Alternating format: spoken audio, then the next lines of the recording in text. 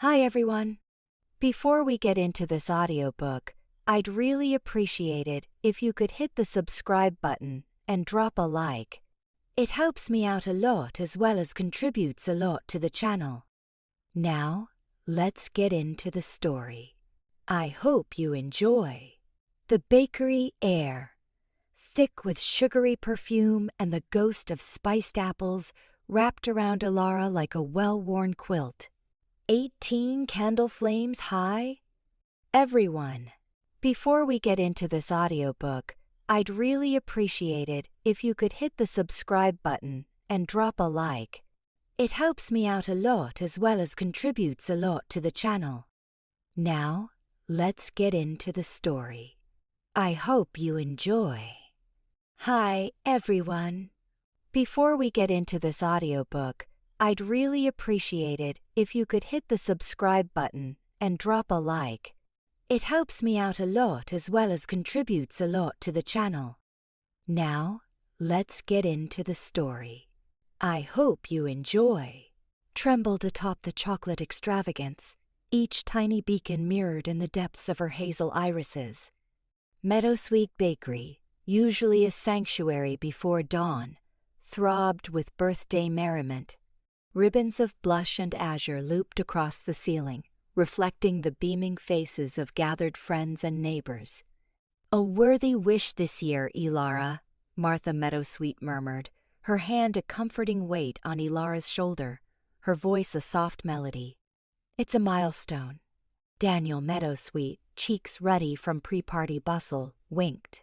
"Wish for a lifetime supply of cake, or, global harmony. Either works." A bright, clear peal of laughter escaped Elara as she inhaled deeply. World peace felt like a burden too great for her young shoulders. A pony, though tempting, seemed an absurd indulgence for a baker's daughter nestled above the shop. Instead, she yearned for perpetuity. Endless peals of laughter, boundless affection, the unadorned, cherished existence she'd always known. Closing her eyes, she conjured Martha's tender smile and Daniel's steadfast gaze. She wished for things to remain just as they were. With a soft exhalation, the candles surrendered their light, leaving behind a wisp of smoke redolent of caramelized sugar and half-formed dreams. "Happy birthday, my love!" Martha gave her shoulder a squeeze before reaching for the cake knife. "Who's craving the inaugural slice?" A boisterous wave of voices clamored for frosted edges and prized corners. Contentment washed over Elara as she observed the joyful scene. This was her world, her kin, her sanctuary, her only reality. Later, after the last guest had bid farewell, leaving a trail of crumbs and brightly colored paper scraps, Martha gestured for Elara to follow her into the snug sitting room behind the bakery. The space radiated warmth with its mismatched furnishings and overflowing bookshelves. A cheerful fire danced in the hearth, projecting flickering patterns onto the walls. "I have something for you, Elara," Martha announced, eyes crinkling at the corners. From her apron pocket, she retrieved a petite velvet box. Elara's breath hitched. Martha seldom bestowed elaborate gifts. Usually, her presents were practical items for the bakery or school. This felt exceptional. Inside, resting on a bed of shimmering satin, was a silver necklace. A delicately woven design formed its centerpiece. It was unlike any jewelry Elara had ever seen, the cool metal sleek against her fingertips. "It belonged to my grandmother," Martha explained softly. "She entrusted it to me on my 18th birthday, and now I want you to have it." Elara held it up, the silver catching the firelight. "It's exquisite, Martha. It's more than pretty, Elara. It carries significance. I want you to wear it always. It will watch over you." Martha's gaze intensified, turning serious. Elara furrowed her brow slightly. Watch over me from what?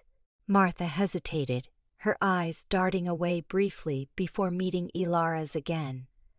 Just life, she finally offered, her voice regaining its former warmth. Life can be unpredictable. This will be your talisman. Daniel sauntered in, bearing a tray laden with steaming mugs of chamomile tea. He arched an eyebrow at the necklace. Quite the family treasure, Martha. Are you certain you're ready to give it away? The time is right, Martha stated firmly, her gaze fixed on Elara. She took the necklace and gently clasped it around Elara's neck. The cool metal settled against her skin, sending a delicate shiver down her spine. Thank you, Elara whispered, her voice thick with emotion. She lifted her hand and traced the pendant's intricate design. Feeling its smooth texture beneath her fingers, it was beautiful and comforting, a solid symbol of her mother's affection. As they sipped their tea, the fire crackling rhythmically, Elara experienced a profound sense of belonging, a feeling that had always been the bedrock of her existence. She was enveloped by love, by family, by the familiar sense of her home. Later that night, as she lay in bed, Elara's gaze drifted upward, the silver necklace a cool weight against her throat. The day's events replayed in her mind. The joyous laughter, the decadent cake, the thoughtful gifts, the tender embraces. She contemplated her wish, her fervent desire for everything to remain unchanged. Yet, even as she clung to that yearning, a subtle unease began to prick at her consciousness, a premonition that something was on the cusp of transforming, something beyond her comprehension. She succumbed to sleep. The memory of Martha's earnest face and the necklace's weight a persistent presence. Her dreams were filled with swirling silver and spectral figures, with whispers riding on ethereal winds. The following morning, the bakery pulsed with its usual energy. The comforting cadence of kneading dough and brewing robust coffee permeated the air. Elara assisted Martha in preparing the day's pastries, her hands moving with effortless grace. Daniel was out on his delivery route, his hearty laughter resounding through the shop as he bantered with his customers. Everything seemed as it should be, utterly ordinary. Still, Elara couldn't dismiss the unsettling intuition that she was poised on the edge of the unknown. A sudden gust of wind rattled the window panes, sending a ripple of coolness through the bakery. A peculiar scent, acrid and untamed, sliced through the sugary sweetness of baking bread. It was an earthy, musky aroma, unlike anything Elara had ever encountered before. The bell above the entrance chimed, heralding a customer.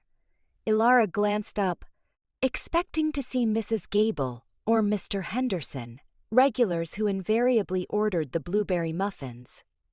Instead, a man stood outlined in the doorway.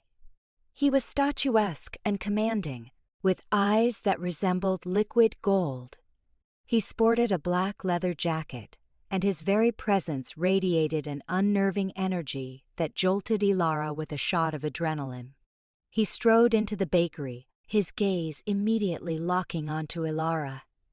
The atmosphere crackled with an unseen force. The man's lips slowly curved into a predatory smirk. "Elara Meadowsweet," he announced, his voice a low rumble that vibrated deep within her. "I have been searching for you." Martha ceased kneading, her eyes narrowing with suspicion. "May I assist you, sir?" The man remained focused on Elara. "Indeed, you may. I am here to claim what is mine." Elara felt an inexplicable attraction to him, a magnetic pull she couldn't resist. It was simultaneously terrifying and exhilarating. "I don't understand," Elara managed, her voice barely audible. The man advanced, his golden gaze searing into hers. "You will," he promised. "Very soon." He turned his attention to Martha. "She is my destined mate," Martha gasped, stepping protectively in front of Elara. "Leave my bakery." "You're deranged." The man dismissed Martha, his focus solely on Elara. "My name is Kael. And you, Elara, are coming with me." Elara lurched awake, lungs burning, as if dragged from the depths of a lake. The cotton sheets, plastered to her, felt like icy shackles. Jagged shards of a dreamscape, a moonlit gyre, the flash of fangs in gloom, a resonant growl that thrummed in her very core nipped at her awareness. She squeezed her eyes shut, banishing the lingering dread. "Just a nightmare," she reasoned, albeit a disturbingly vivid one. Yet disquiet lingered, a cold fist clenching her insides. The bedside clock glared. 3:17 a.m. Dawn felt impossibly distant, sleep a lost luxury. She flung off the covers and drifted to the window. A silver coin in the void, the moon pulsed with a strange, silent power that resonated through her. A shiver traced her spine, defying the summer warmth. An inexplicable compulsion gripped her.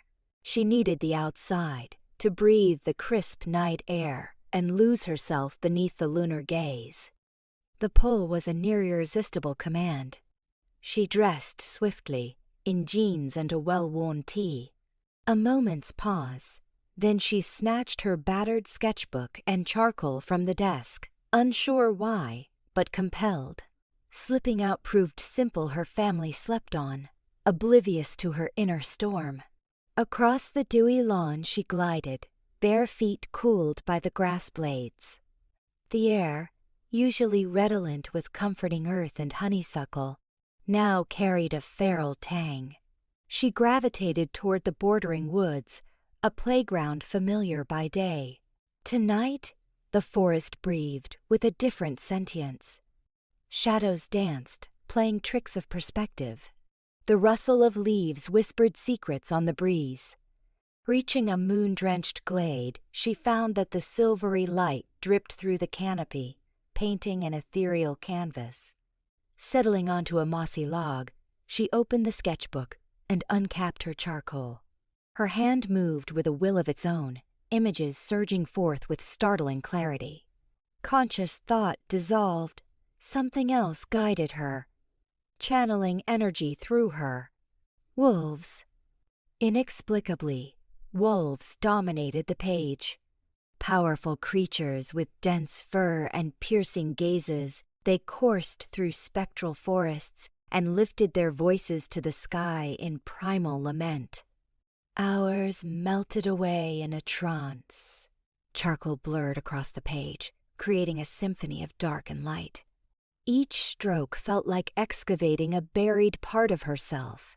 As dawn's first blush touched the sky, she paused, exhausted but unable to break free from the sketchbook's thrall. Page after page revealed unique wolves, each imbued with raw, untamed spirit. Bewilderment washed over her. Where had they come from?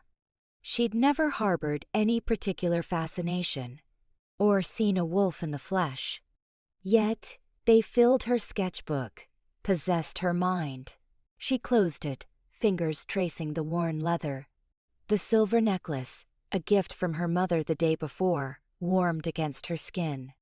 A link sparked between the drawings and the pendant's weight, a silent communion. The forest held its breath, anticipating her understanding, her acceptance. The return to the house was a haze. She crept back to her room, stashing the sketchbook under her bed. A hurried shower scrubbed away the forest's scent and charcoal smears. At breakfast, meeting her parents' eyes felt treacherous, as though she shielded a secret threatening to consume her. "Sleep okay, sweetheart?" her father asked, a crease forming on his brow. "You look a little drained."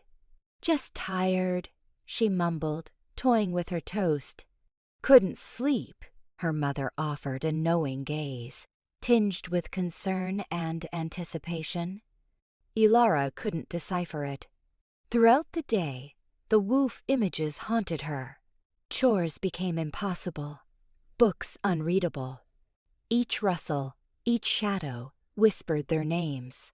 As twilight deepened, the forest's pull intensified, becoming a physical ache. Resistance crumbled.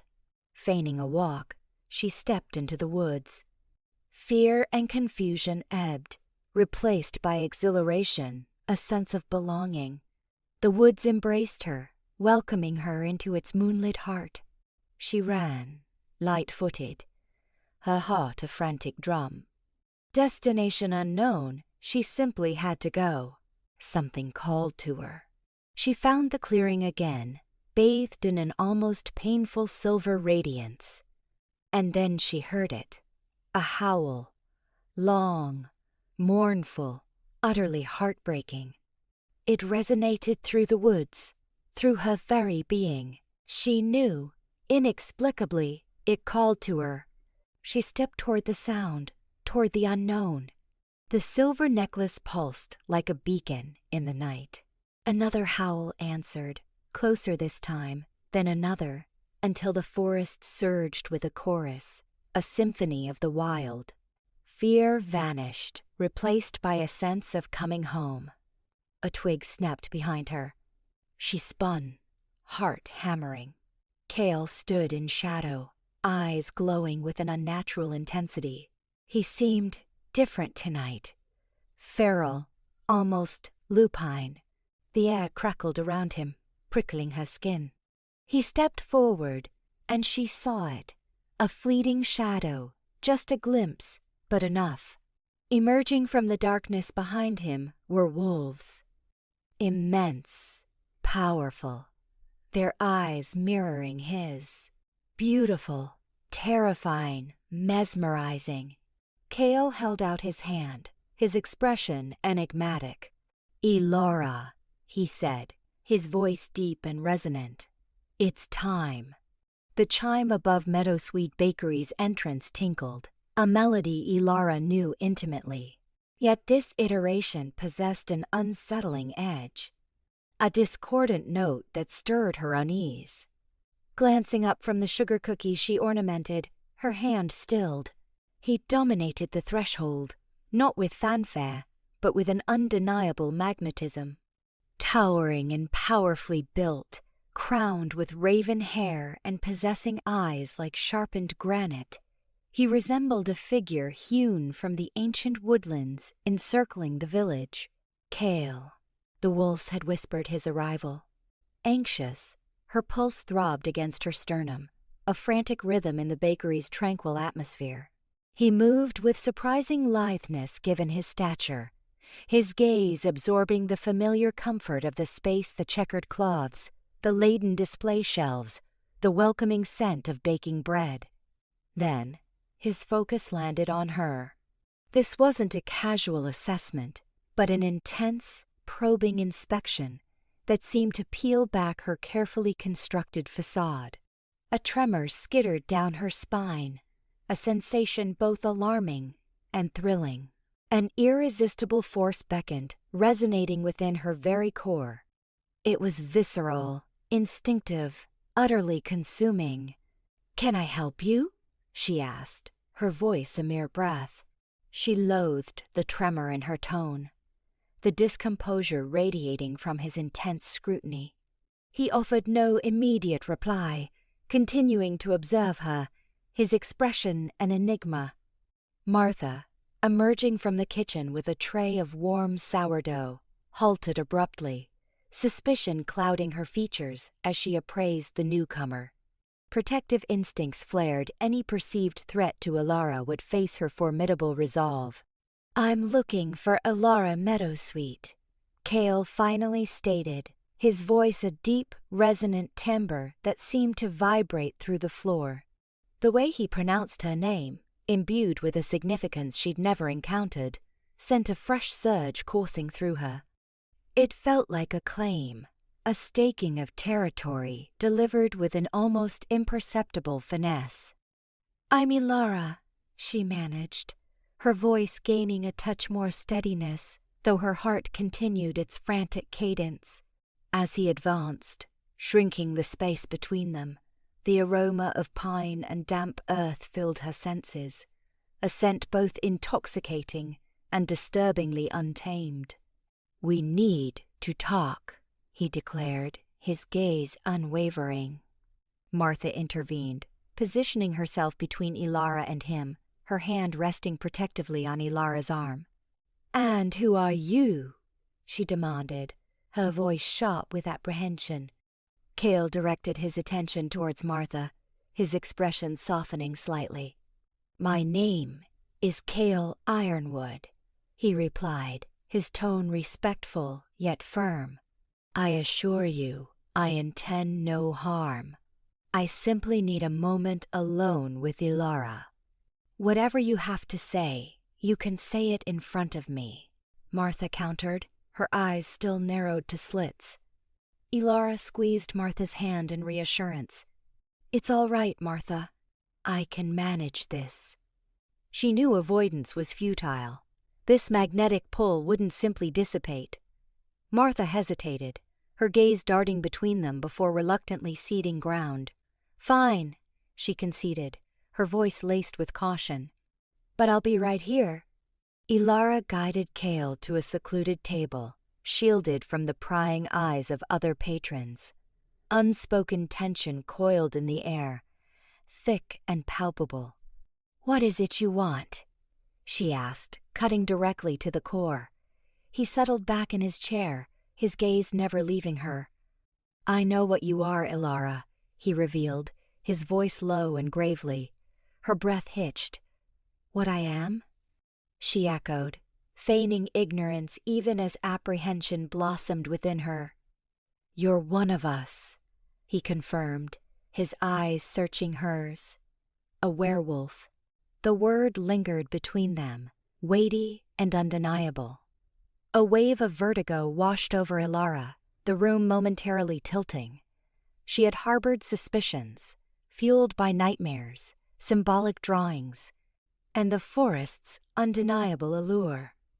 But hearing it articulated by this flint-eyed stranger rendered it startlingly tangible.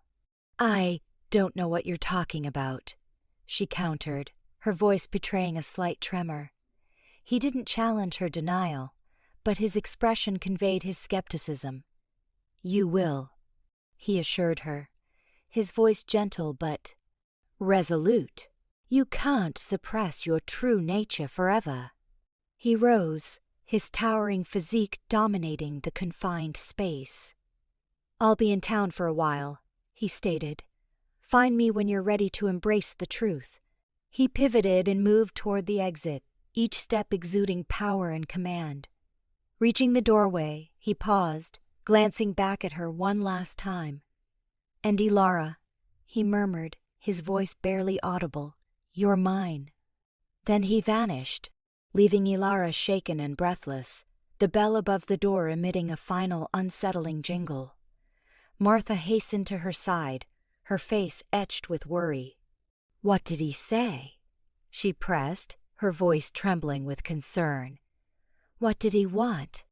Elara shook her head, speechless, her mind reeling from the encounter.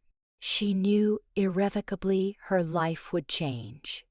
The secure, predictable world of Meadowsweet Bakery had fragmented, supplanted by a reality of werewolves and destined bonds, a realm for which she was utterly unprepared. Later that night, after the bakery was shuttered and Martha retired to bed, Elara found herself drawn to the window, gazing out at the encroaching darkness of the woods. A sliver of a moon hung high in the sky, painting the landscape in elongated, spectral shadows. She could sense Kael's presence, a tangible current emanating from the depths of the forest. He was out there, watching, waiting. She knew it viscerally. She closed her eyes, attempting to dispel the intensity of his gaze, the resonance of his voice. But he pervaded everything, inhabiting her thoughts, her dreams, the very air she inhaled. Opening her eyes, She scanned the woods once more. She discerned his form now, a dark silhouette positioned at the tree line, etched against the silvery glow. He remained still, silent, yet his presence was undeniable, a mute pledge of what lay ahead. He awaited her embrace of destiny, her acknowledgement of her true self, and deep within, she knew resistance was futile. The pull was too forceful, the connection too profound. She belonged to him, whether she willed it or not. He raised his hand in a silent gesture of recognition before melting into the shadows of the trees. The forest consumed him, leaving Elara alone in the stillness, her heart pounding with a blend of trepidation and anticipation. The Alpha had arrived, and her life would never be the same again. Fated mate, the chime of the bakery bell, a delicate tinkle against the distant growl of thunder, startled Elara. Flour dusted from her hands, she saw him, Kael, framed by the afternoon sun, his sharp features cast in stark relief. He remained a dark sentinel in the corner, radiating an aura that kept the other patrons at bay. A nervous tremor danced in her stomach. "Mr. Ironwood, what can I do for you?" Her voice betrayed her unease. His gaze, a slow, deliberate sweep of the room, finally settled on her. "We need to talk. Alone." The aroma of yeast and sugar seemed to suffocate her. A glance offered Mrs. Higgins raptly studying a flaky pastry and young Timmy, eyes wide at the cupcake carousel. She couldn't just abandon her duties. "It's a bit hectic right now." Kael closed the gap between them, his presence a sudden imposing wall. The scent of wild evergreens and something fiercely primal assaulted her senses. "Now, Elara?" His voice, a low rumble, resonated within her very core. A cold prickle skittered down her spine. She jerked a thumb toward the back, to the cramped space that served as her office. "Fine. Just a moment." A hasty plea to Mrs. Higgins secured her temporary watch over the storefront with a promise of future savings. She then subtly guided Timmy back to his mother, both women clearly unsettled by Kael's intensity. A bracing breath, and she ushered Kael through the swinging door. He wasted no time on preamble. The instant the latch clicked, he spun, his eyes locking onto hers with fierce intensity. "I am the Alpha of the Ironwood Pack." The pronouncement struck her like a physical blow. Alpha? Pack? Suddenly, the strange dreams, the inexplicable instincts, the heightened senses all clicked into place with horrifying resolution. A hand flew to her mouth, stifling a gasp. "What? What are you saying?" she breathed, knowing, somehow, that he spoke the truth. A telltale tremor betrayed her facade. He devoured the remaining space between them, his shadow a suffocating blanket. "I'm a werewolf, Elara." "And so are you." She flinched back as though burned. "No, that's impossible. I'm normal." The word sounded hollow, inadequate even to her. "You've suppressed it, buried it so deep even you can't see it. But it's there, Elara, latent inside you." He reached out, his hand an inch from her cheek. "I can sense it." She recoiled from his phantom touch. "You're insane. You're delusional. I grew up here, went to school. I bake. I'm not some creature." His features hardened. "A creature? Is that how you see us?" He retreated, giving her room to breathe, but the fire in his eyes remained. "We are protectors, Elara, sentinels.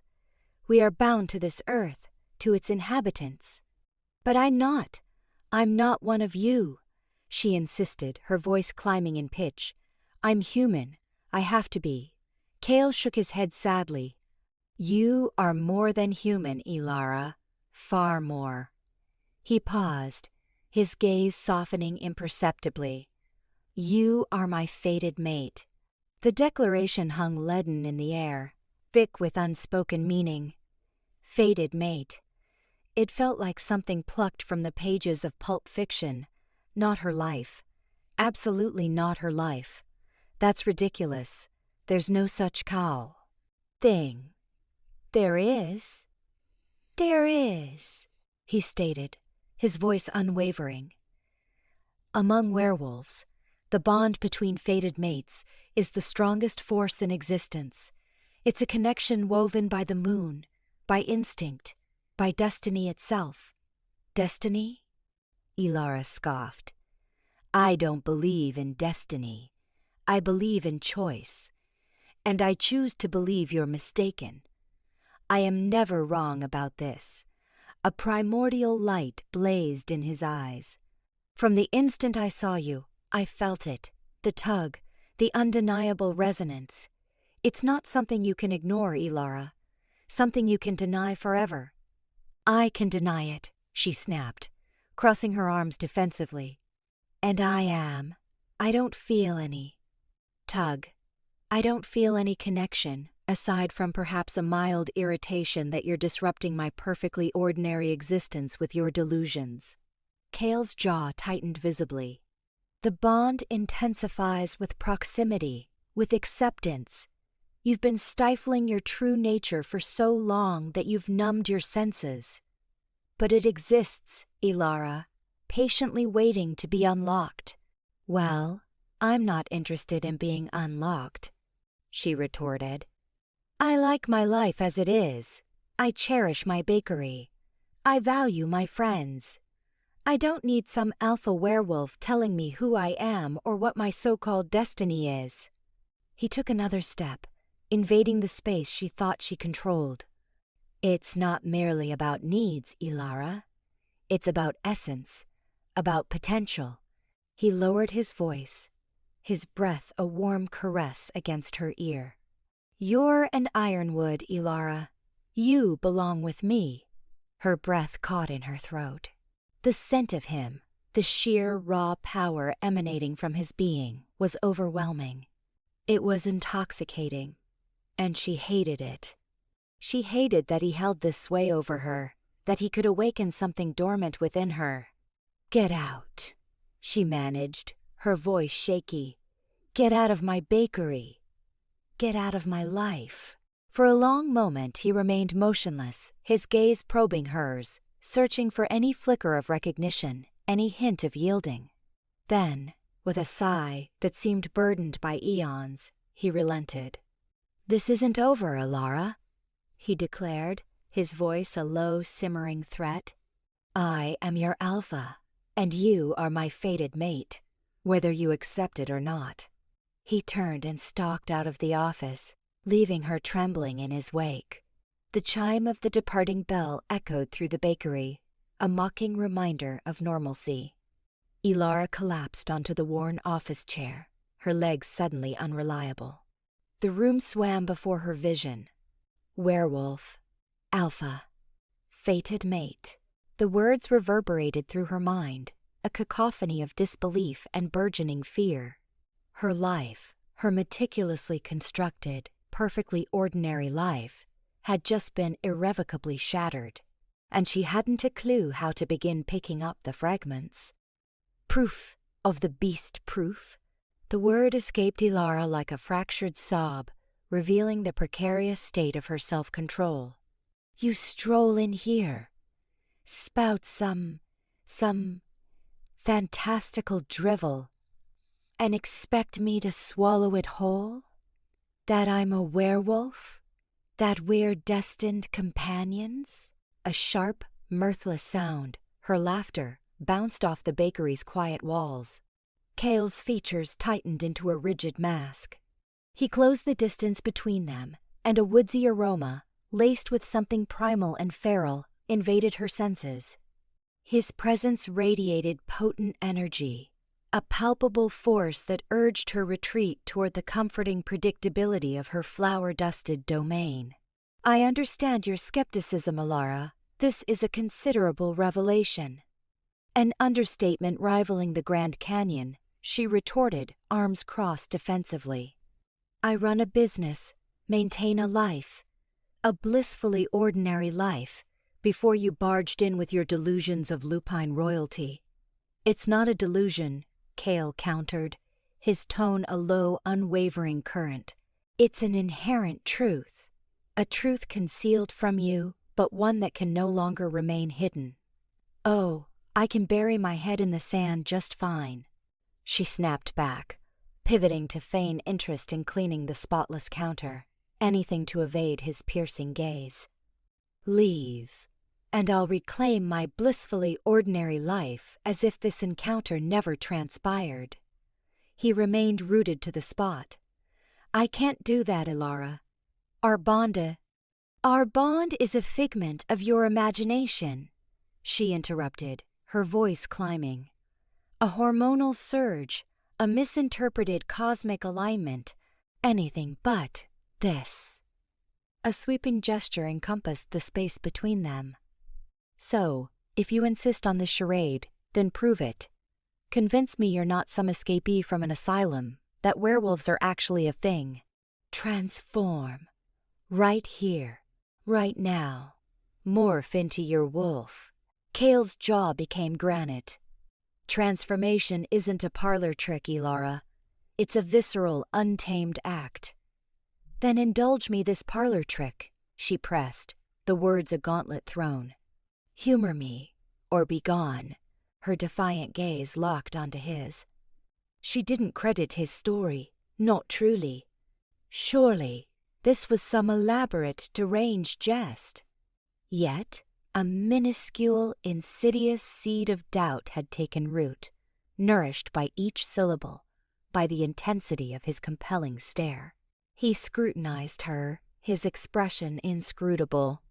He registered the fear flickering in her eyes, but also a nascent curiosity, a glimmer of something more. Something acknowledging him on a level that bypassed words. Very well, he conceded at last, his voice a deep rumble. You demand substantiation. I shall provide it. Elara's breath caught in her throat. She hadn't genuinely anticipated his compliance. A jolt of trepidation, intertwined with a peculiar, unsettling anticipation, electrified her senses. She recoiled a step, her hand seeking the cool security of the countertop's edge. But heed this, Elara, Kael warned, his eyes igniting with an inner luminescence. Once witnessed, there's no return. Your perspective will be irrevocably altered. She swallowed with difficulty. Just do it. Kael's eyelids drifted shut, his frame tautening.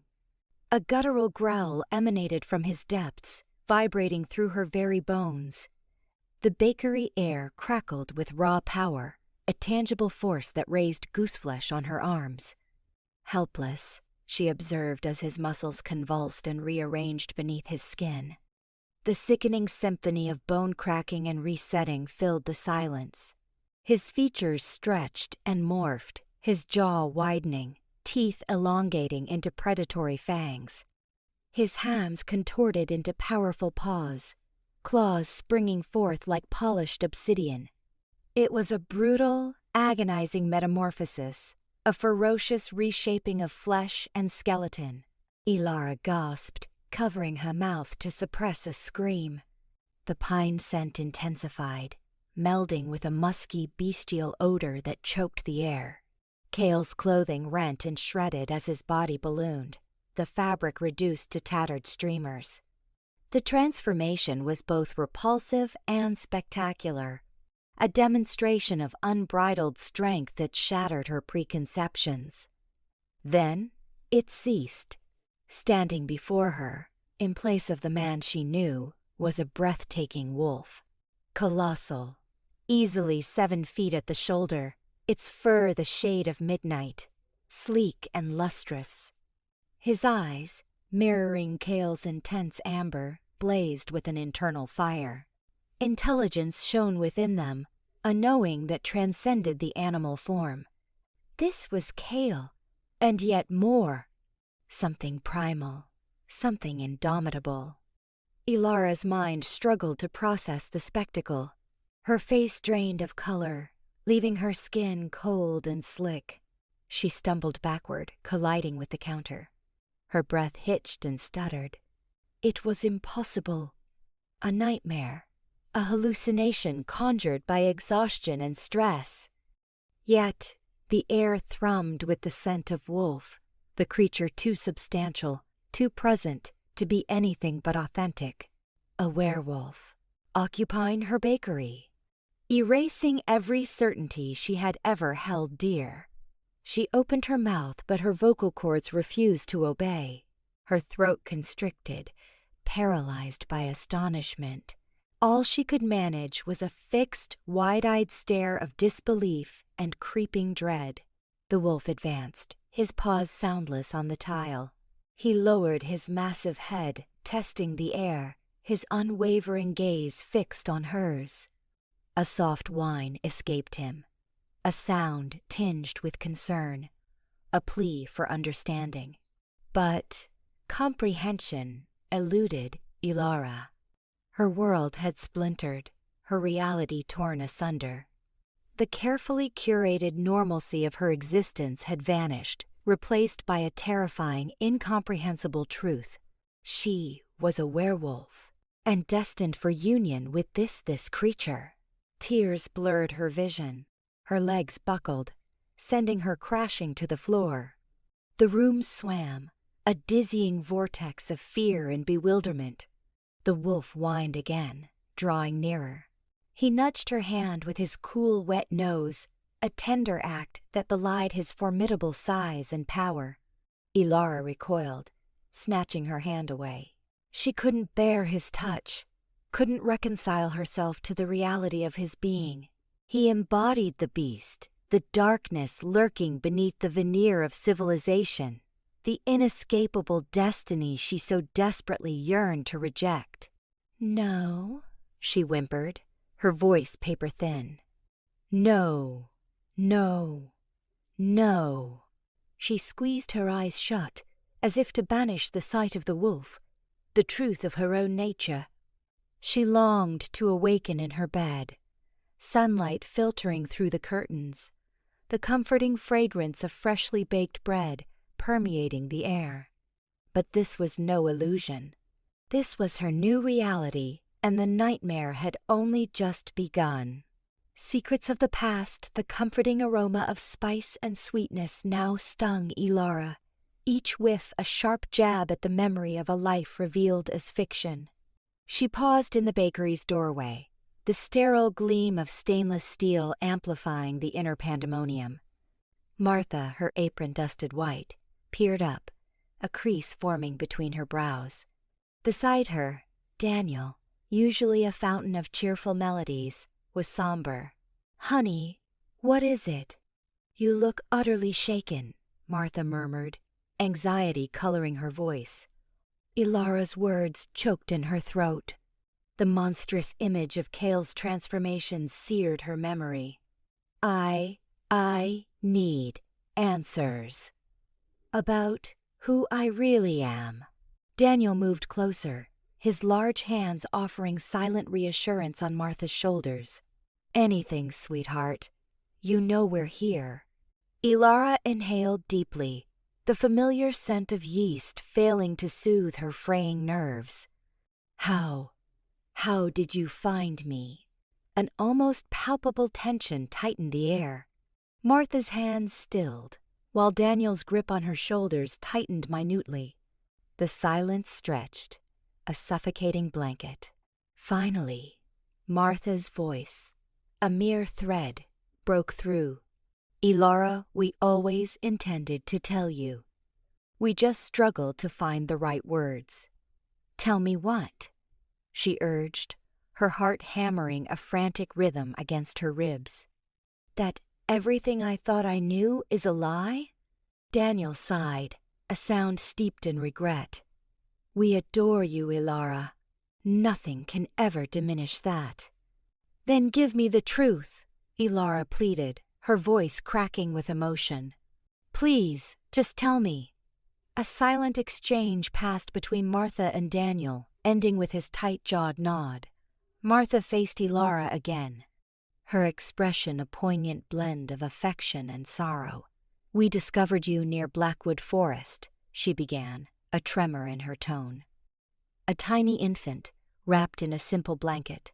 No note, no indication of family. Nothing. The room swam before Elara's eyes. Blackwood Forest, Kael's territory. Whispers of werewolves echoed in her mind. "We waited," Daniel continued, his voice thick with emotion. "Days bled into nights, hoping someone would return. But no one did. We couldn't abandon you, Elara. We simply couldn't. So you took me," Elara finished, her voice devoid of inflection. "And kept it a secret." "We were protecting you," Martha countered, cupping Elara's face. "We gave you a beautiful life, a safe one. We didn't want you to suffer." Elara recoiled, a hard knot forming in her stomach. "Suffer? From knowing who I am? We had no idea about your birth parents," Daniel reasoned, his voice laced with desperation. "Their reasons for leaving you, if they were dangerous. We were afraid, Elara. Afraid of losing you." Elara's gaze swept from Martha to Daniel, her mind reeling, a lifetime built on fabricated stability cracking before her. "Did you find anything else?" she whispered. "Anything to tell me who I am?" Martha hesitated, then reached for a small velvet box nestled on a high shelf. Inside lay a silver necklace, the delicate crescent moon pendant intricately etched with swirling patterns. "This was with you," Martha offered softly. "We always admired it. We gave it to you on your 18th birthday." Elara's trembling fingers traced the cool surface. A strange sensation, a whisper of familiarity, brushed against her consciousness, as if glimpsed in a dream or a forgotten corner of memory. "Did you ever try to find them?" Elara asked, her voice strained. Daniel shook his head. "We didn't know where to begin, and the prospect of what we might discover terrified us. Terrified us that they wouldn't want you." Elara stared at the necklace, a chilling realization dawning. Her parents hadn't abandoned her. They had hidden her, protected her from something or someone. "You should have trusted me," Elara choked out, her voice thick with hurt and fury. "I deserved the truth." "We know, honey," Martha whispered, tears welling in her eyes. "We were wrong. We just wanted your happiness." Elara turned away, unable to bear their faces. Betrayal warred with understanding actions born of love, yet spawning a chasm too wide to bridge. "I need space," Elara managed, her voice strained. "I need to think." She fled the kitchen, leaving Martha and Daniel in stunned silence. The once comforting scent now felt cloying, a suffocating reminder of the life she'd never truly possessed. Upstairs, she slammed the door and leaned against it, trembling uncontrollably. Her reflection stared back, wide-eyed and haunted. Who was she, truly? A baker's daughter? Or something more? A creature of the Blackwood, fated to be bound to an alpha.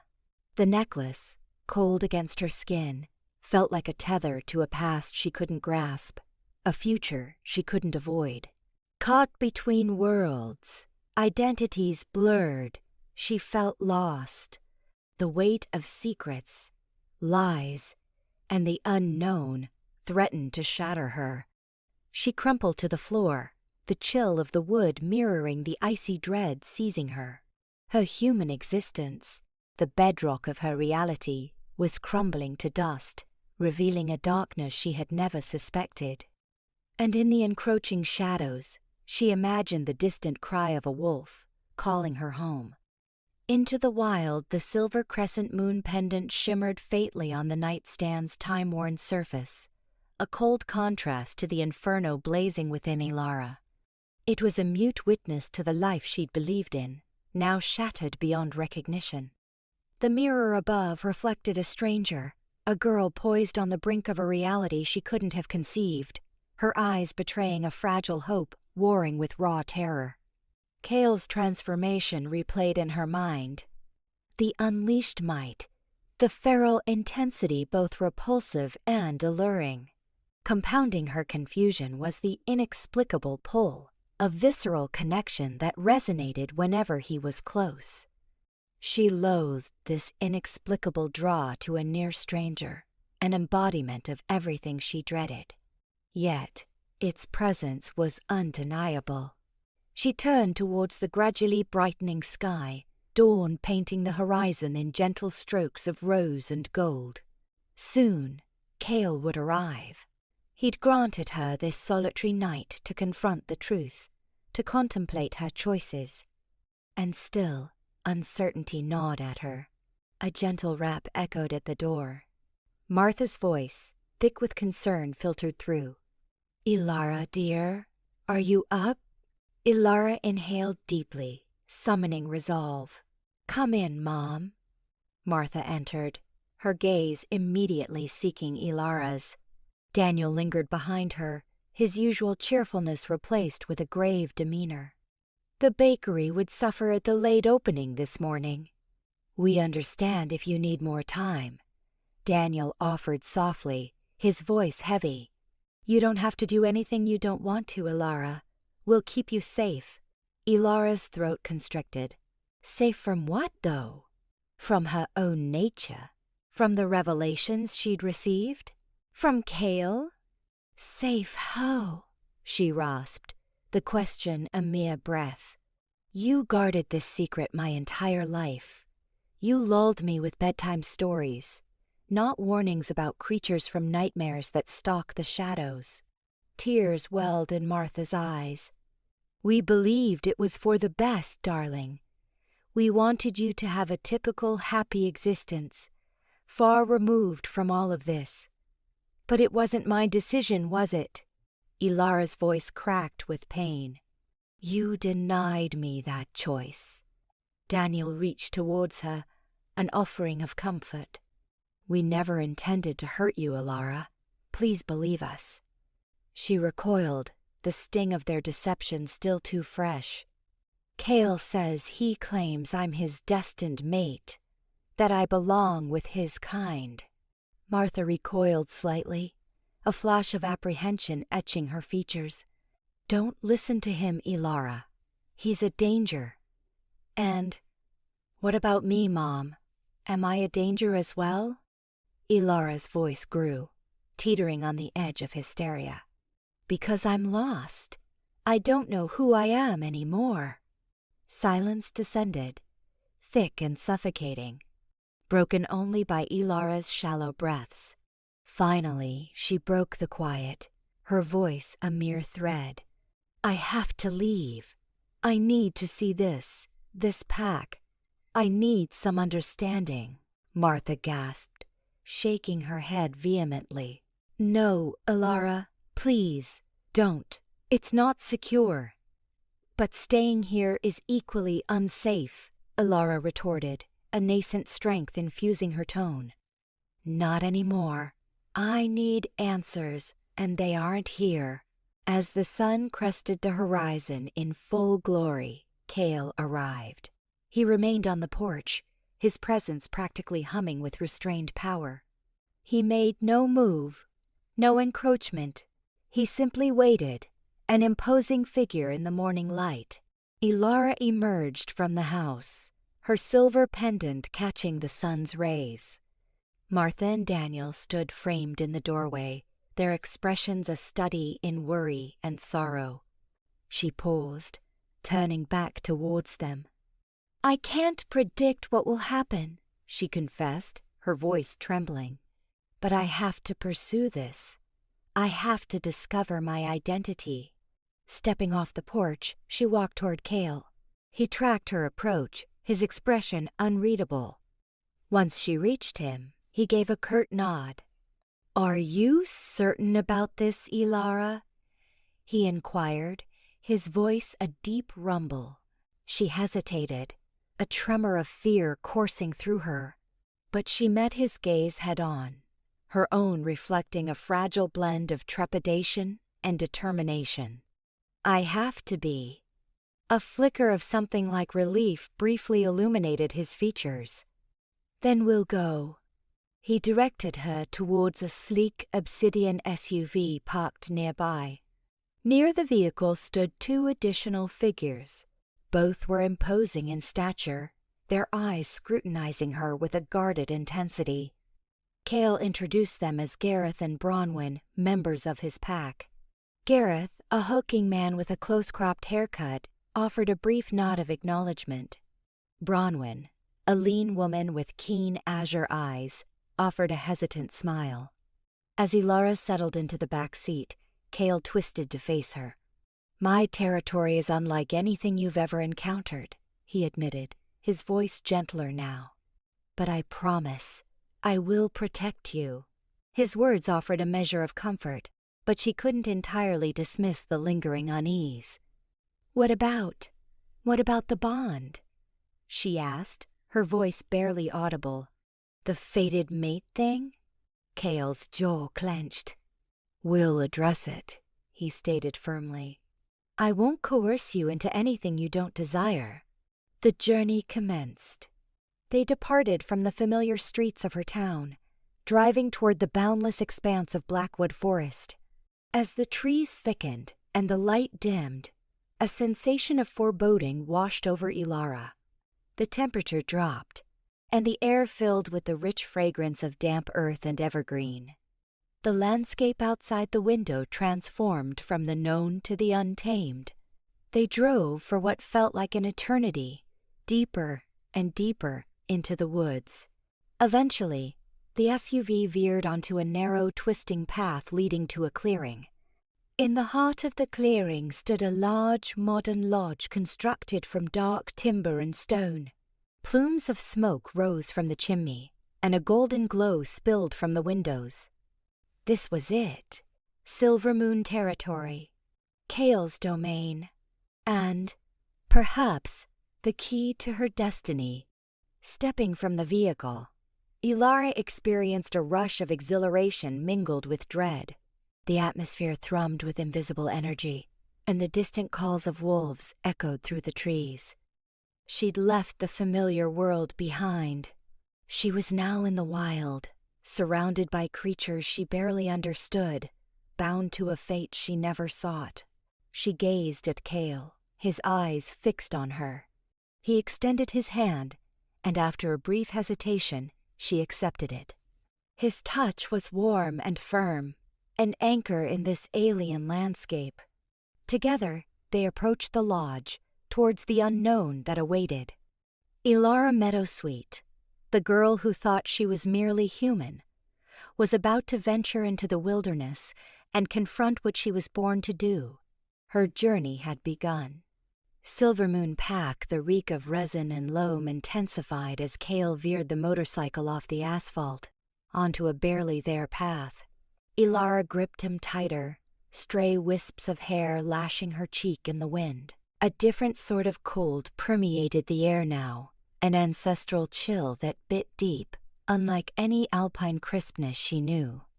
This was their territory, she could practically taste it, a low thrum against her bones.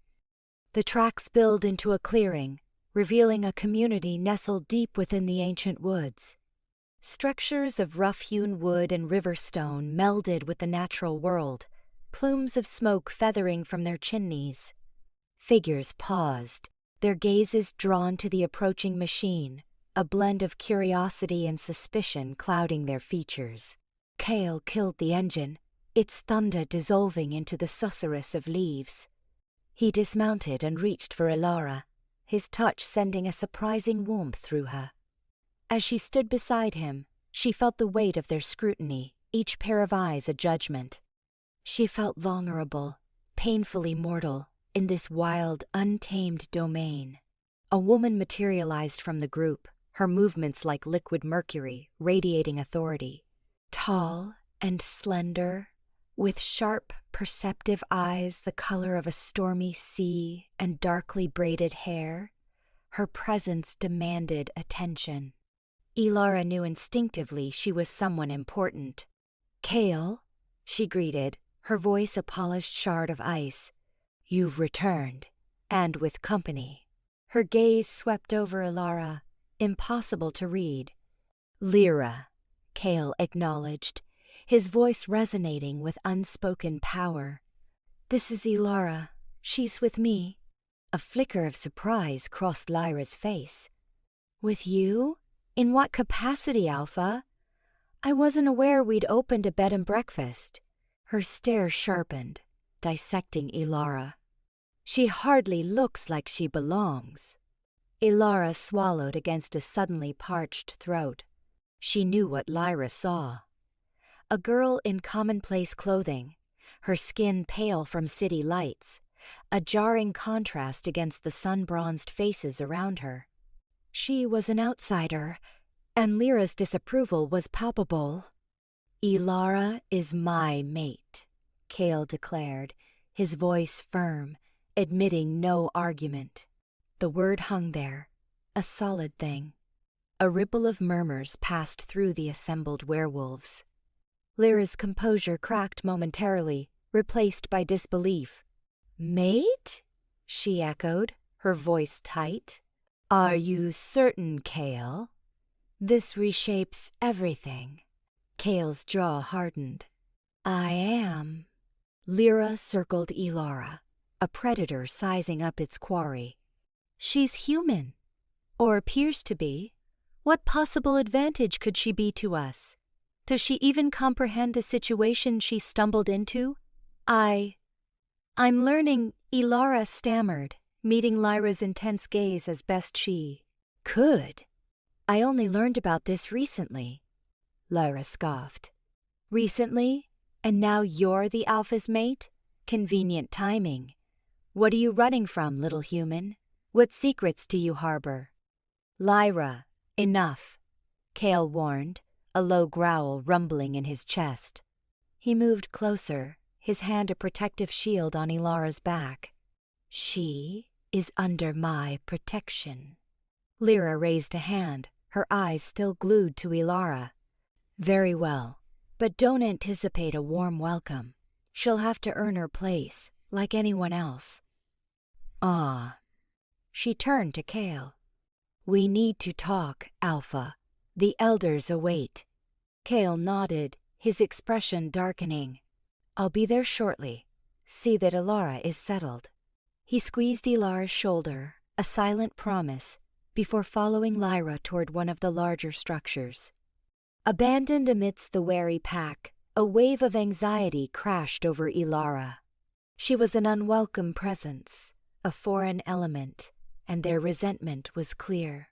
A figure detached from the throng, an old man with kind eyes and a tender smile. His face was a tapestry of wrinkles, a testament to years lived in the wilderness, and silver hair cascaded to his shoulders. He moved with surprising agility, an aura of serenity surrounding him. "Welcome, Elara," he greeted, his voice soft yet resonant. "I am Elias, one of the elders." Elara managed a shaky smile. "Thank you, Elias." "Pay Lyra no mind," Elias said, his eyes twinkling. "She's fiercely devoted to Kael and this community. She'll adjust eventually." He studied Elara, his gaze both penetrating and compassionate. "I sense a great wellspring of potential within you, child. A latent power waiting to awaken." Elara frowned. "I don't understand." Elias chuckled softly. "You will, in time. The wolf within you is stirring, Elara.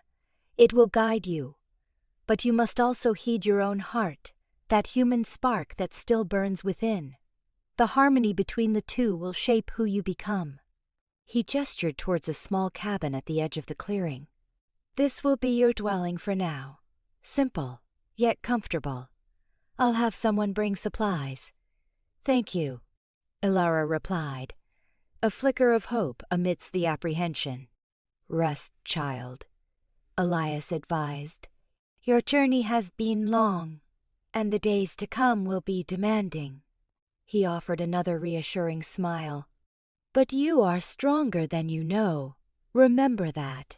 Turning, he melted back into the crowd, leaving Elara to confront her altered reality.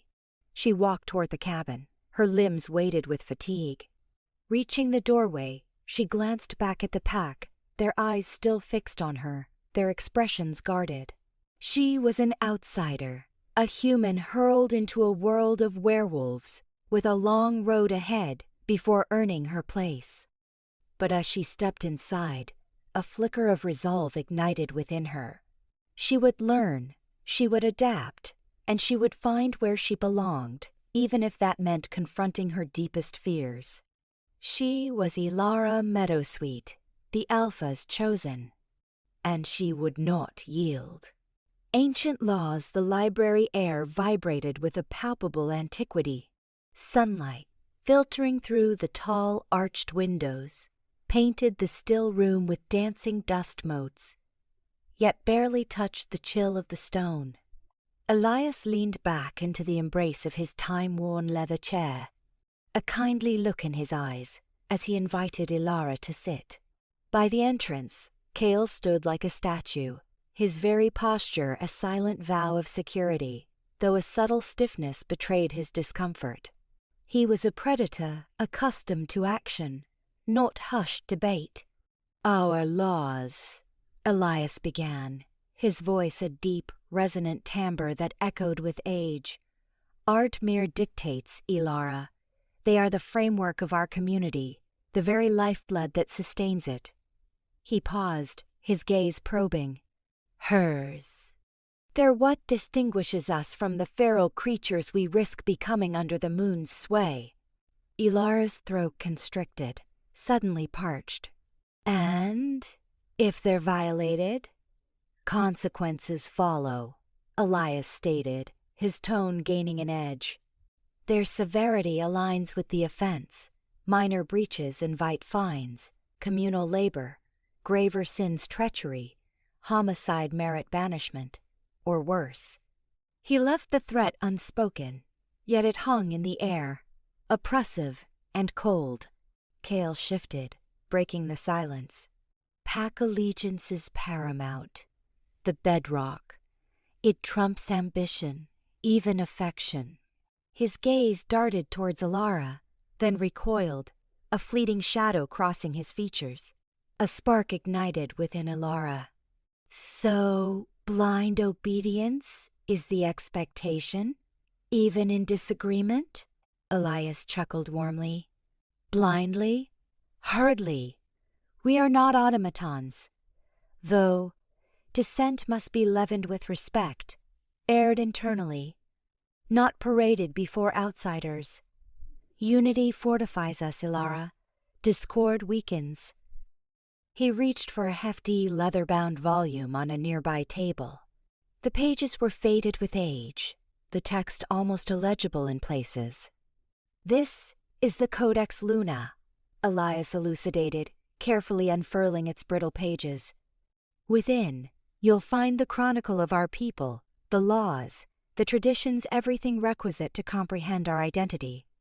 Elara leaned forward, her fingers itching to explore the ancient script. May I read it? Of course, Elias replied, smile lines etching themselves around his eyes.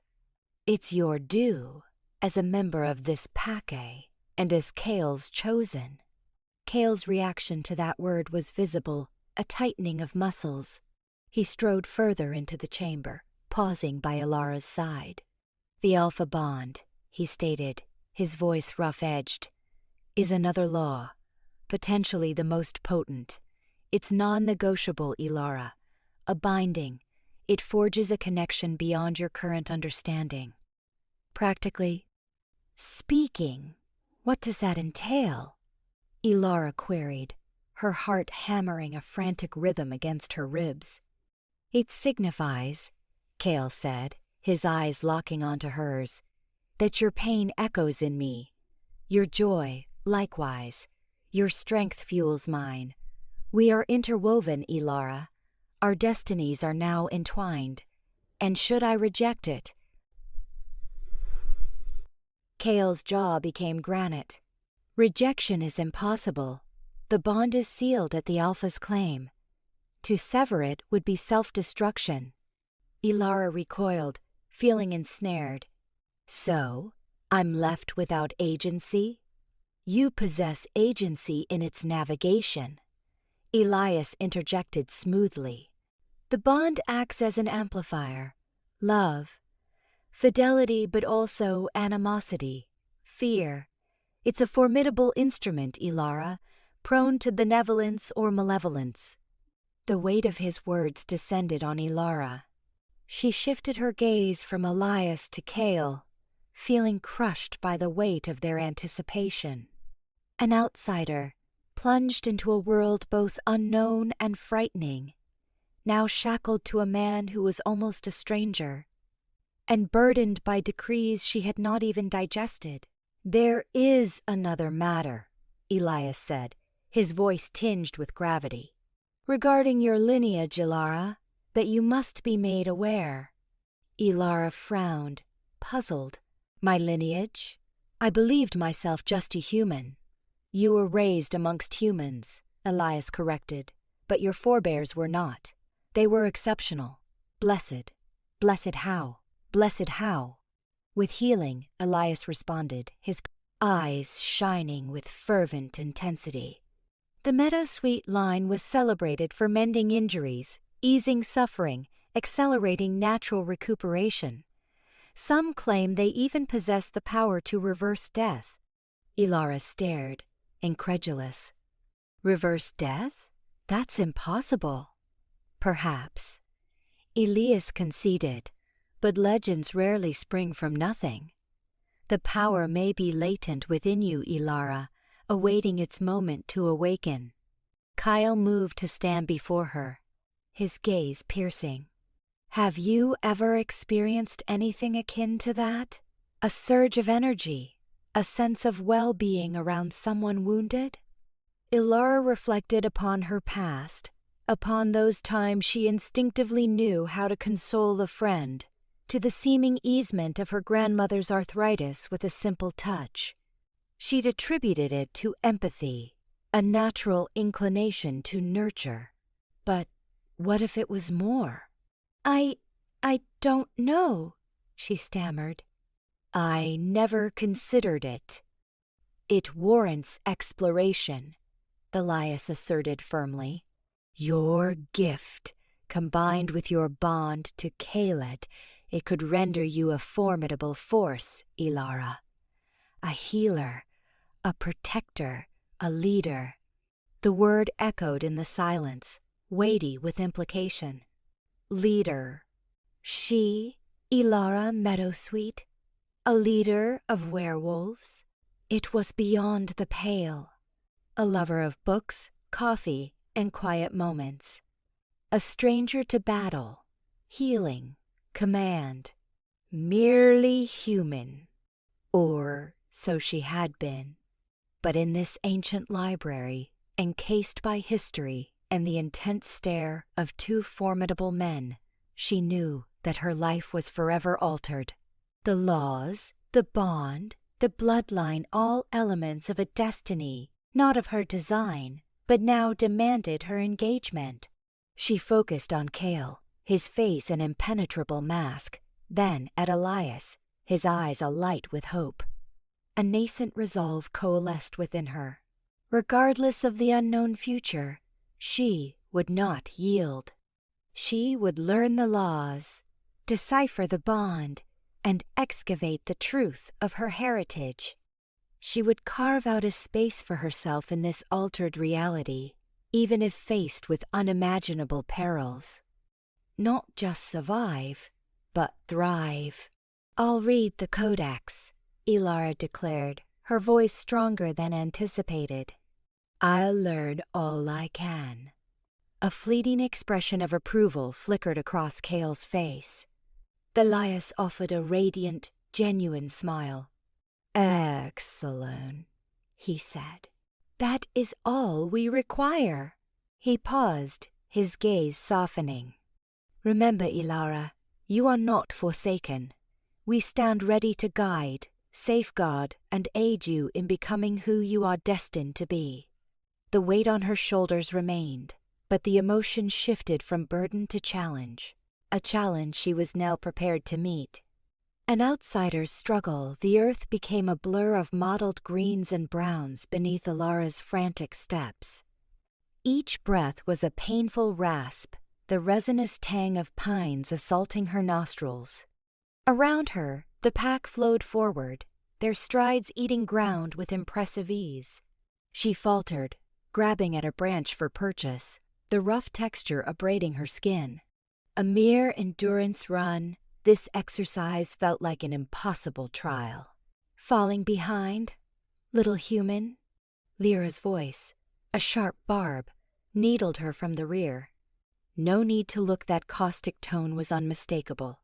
Elara straightened, ignoring her protesting muscles, and pressed on, her jaw tight. Lyra, with her severe plaits and ever-present sneer, seemed intent on making Elara's acclamation a torment.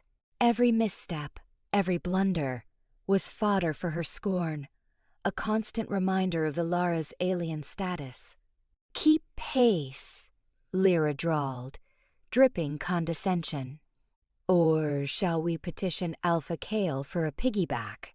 The words painted heat onto Elara's cheeks. She loathed how easily Lyra could provoke her. Even more, she resented the confusing flutter the mention of Kael stirred within her, a sensation she refused to examine. She focused on the rhythmic placement of her feet, denying Lyra the satisfaction of a reaction. But the sting lingered. She was a burden. Different. That evening, the communal hall vibrated with the pack's collective energy as they gathered for their meal. The air crackled with lively chatter, the clink of cutlery against stoneware, and the deep-throated music of werewolf laughter. Elara occupied a lonely outpost at the periphery of the long table, an unnoticed observer. Their conversations revolved around hunts, territorial skirmishes, and arcane rituals, all utterly foreign to her. She poked at her stew, the once appetizing aroma now flat and uninviting. Kael, a beacon of power and command, held court at the table's head. His gaze flickered towards Elara, his expression an enigma. Something akin to concern momentarily softened his features before he returned his attention to the others. Loneliness twisted in Elara's gut. He was her fated mate, the anchor of her being, yet he felt miles away. The bond hummed, a persistent thrum beneath her skin, but felt tragically one-sided. She sensed his strength, his protective aura, but was powerless to bridge the gulf between their worlds. Lost her voice? Lyra's sudden presence shattered the silence, the query loaded with malice. Cat got your tongue? Elara exhaled wearily, setting down her spoon. I don't comprehend what anyone's talking about. Lyra arched a brow, her expression skeptical. What's so challenging? Pack matters. Something beyond your grasp, considering your upbringing among humans. I'm aware of that, Elara retorted, her voice strained. But I am trying to learn. I want to understand. Wishing and achieving are distinct, Lyra snapped. You'll never truly integrate. You're too fragile, too human. Elara's hackles rose. What's inherently wrong with being human? I was content before being thrust into this existence. Content? Lyra scoffed, her eyes gleaming with disdain. Existing in a delusion, faming a nature that is not your own, that isn't contentment, That's blissful ignorance." "It was still my life," Elara shot back, the words laced with bitterness. "And I never asked for this." Their voices escalated, attracting attention from nearby members of the pack. Kael's head snapped in their direction, his gaze a sharp warning. Elara inhaled deeply, forcing herself to regain control. This was precisely Lyra's aim, to goad her into a display of temper. "Perhaps you're correct," Elara conceded, her tone softening. "Perhaps I will never fully assimilate. But I am here now, and I will exert myself to learn and adapt. And perhaps, just perhaps, you could attempt to be less judgmental." With a resolute shove of her chair, she stood. "Excuse me," she murmured, departing the hall, leaving Lyra staring after her, a complex cocktail of anger and something inscrutable swirling in her eyes. Later, drawn by an unseen force, Elara found herself on the training grounds. The moon dominated the sky, painting the clearing in stark, elongated shadows. She strolled to the forest's edge, allowing the cool night air to soothe her raw emotions. She conjured images of her past life, of her adoptive parents, of the normalcy she had carelessly squandered. Would she ever experience belonging again? A sharp snap punctured the stillness. Turning, she recognized Kael emerging from the shadows, his eyes shimmering faintly in the silvery light. His movements possessed a soundless grace that never ceased to surprise her, despite weeks spent in the pack. "Elara," his voice resonated, a deep, comforting rumble. "What draws you out here?" "Just reflecting," she replied, her gaze avoiding his. He closed the distance between them, the heat emanating from his body, the palpable power that hung in the air, almost tangible. "Lyra can present challenges," he offered, his tone a shade gentler. "Difficult is an understatement," Elara agreed, forcing a smile. "She despises me." "She does not despise you," Kael refuted, his brow furrowing. "She's merely protective of the pack. She's cautious toward outsiders." "And I embody the ultimate outsider," Elara finished for him, a hint of sorrow coloring her words. He reached out, his hand briefly hovering near her arm before retracting. "You're my mate," he stated, his voice a mere breath. "That signifies your inclusion within the pack.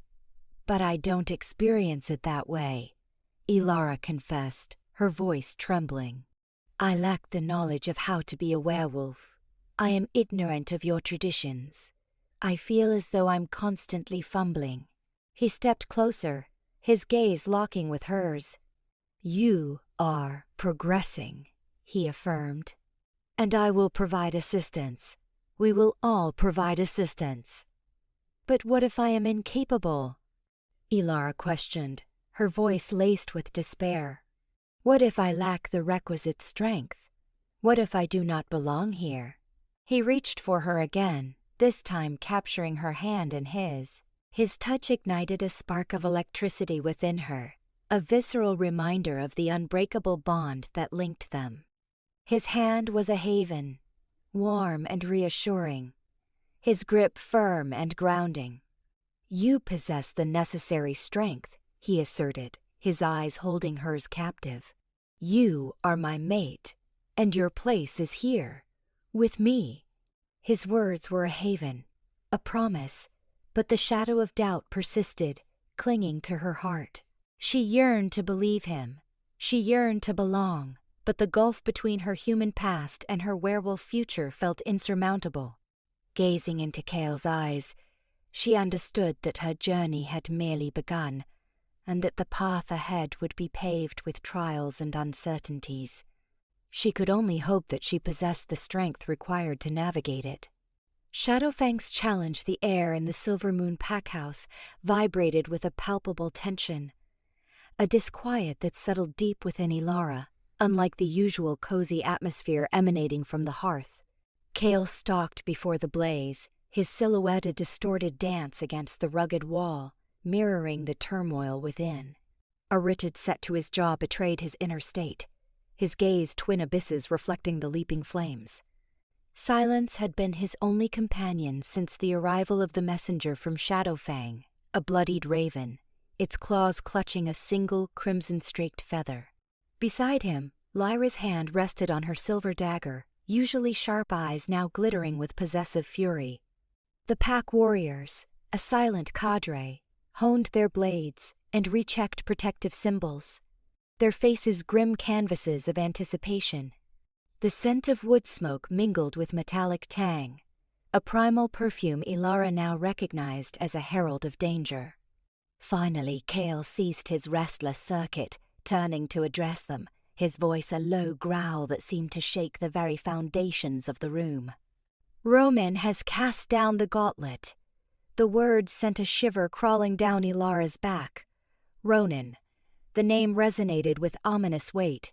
She knew him only through fearful whispers, tales of unmatched brutality. Bottomless ambition, a hunger for dominion that knew no bounds. "He disputes our right to lead," Kael declared, his tone hardening. "And he lays claim to her."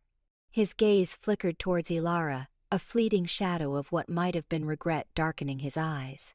A low snarl vibrated from Lyra's throat, her grip tightening on the dagger. "The gall!" "He dares," Kael affirmed, his voice devoid of emotion.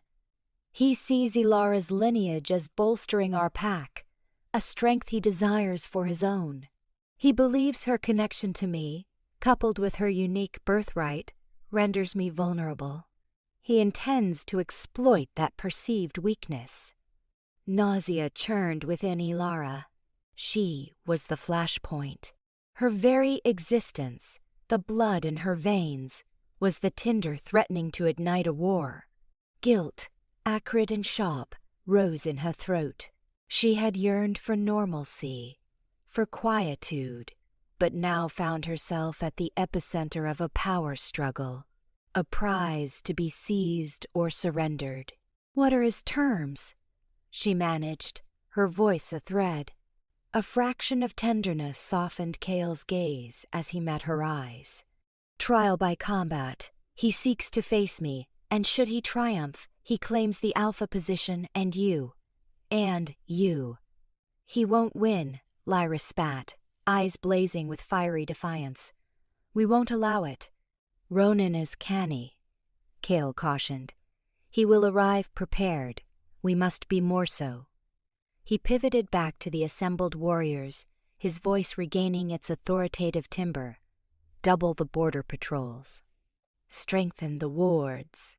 Prepare for an incursion. Every wolf is to maintain peak vigilance." A chorus of acknowledgments rumbled through the room, determination replacing fear in their voices. They moved with renewed focus, their anxiety transmuted into unwavering loyalty for their alpha and their pack. As the warriors dispersed to their duties, Kael turned his attention back to Elara, his expression an inscrutable mask. "I require a private word with you." He led her from the now bustling pack house, across the snow-dusted courtyard, and into his private sanctuary. The room was austere, its furnishings limited to a wide bed draped in furs, a plain wooden table, and a substantial fireplace crackling merrily. A blend of pine and cedar filled the air, a comforting balm against the inner chaos threatening to overwhelm her. Turning to face her, Kael's eyes searched hers. "I realize this is overwhelming, Elara." "Overwhelming?" she echoed, a tremor of hysteria lacing her voice. "My existence is threatening to provoke a war. I was ignorant of all this until recently." "I know," he murmured, gently framing her face with his hands. His touch, a wellspring of warmth and reassurance, offered a meager solace amidst the crushing fear. "I wish I had been able to prepare you better, but Ronin's challenge came without warning. What are we to do? She asked, her voice faltering. What if he succeeds? The mere notion of falling under Ronan's control sent a wave of revulsion through her. Kael's jaw tightened perceptibly. He won't. I will not permit it. But what if... There are no contingencies for failure, Elara, he asserted, his voice resolute. I will not allow Ronin to harm you, or to seize what rightfully belongs to us. A fierce protectiveness burned in his gaze, both reassuring and terrifying. But why single me out? She asked, her voice breaking. Why is my bloodline so significant? What am I? Kael hesitated, his gaze faltering, avoiding hers. That is complex. Your heritage is unique, Elara. It possesses a power that Ronin covets. But I promise you, I will reveal all. Just not now. At this moment, our priority is preparing for Ronin's assault. He drew her close, enfolding her in a tight embrace. She nestled her face against his chest, inhaling his scent, the familiar aroma of pine needles and damp earth, overlaid with something fiercely feral. It was an aroma that both frightened and irresistibly drew her near. I do not wish to be the cause of a war, she whispered, her voice muffled against his chest. You are not the instigator, Elara, he countered, his voice unwavering. Ronin is. He has always been driven by an insatiable hunger for power, perpetually seeking to expand his dominion. You simply provide the pretense he requires. He pulled back slightly, meeting her gaze. Have faith in me, Elara. I will safeguard you. I will safeguard our pack. Together we will overcome this trial. His words offered reassurance, yet Elara remained haunted by the sensation of being a mere pawn in a far grander game, one she neither understood nor controlled. She was suspended between her human past and her burgeoning werewolf identity, ensnared within a web of destiny. And as the specter of Shadowfang darkened their horizon, she was acutely aware that her life would never revert to what it once was. Later, under the watch of the waxing moon, Elara stood on the balcony overlooking the Silver Moon territory. The pack warriors were patrolling. Shadows elongated across the snowy realm, twisting the trees into gnarled horrors. Each sound sent a jolt of anxiety through her. Lyra came to her side, her features softening. He will keep you safe, you know, she said quietly. Kael is a powerful alpha. He would offer everything for his pack and for his chosen mate. Elara sighed softly. I know, but I still cannot help but feel accountable. Had I not arrived here, none of this would be unfolding. Lyra shook her head slightly. That is not factual. Ronin has always been ambitious. Some other cause would eventually have surfaced to challenge Kael. You simply were the spark. She paused. Besides, you are not as fragile as you perceive yourself to be, Elara. There resides within you a strength, an ability you have barely scratched the surface of. Human-raised you may be, but you are something more now. You have become part of this pack. You are Kael's mate, and you possess a warrior spirit of your own. Her words were a thread of light, but Elara understood that the coming battle would be difficult. She was still new, still finding her way. But as she watched the patrolling, loyal protectors, she understood she could not break. She had to find the strength she sought, embrace her fate, and fight for her home. She had to fight for Kael. She had to fight for her life. Under attack, the wind served as the first harbinger, not a mere zephyr rustling through pine needles, but a ferocious tempest, tearing at the cabin's tearing.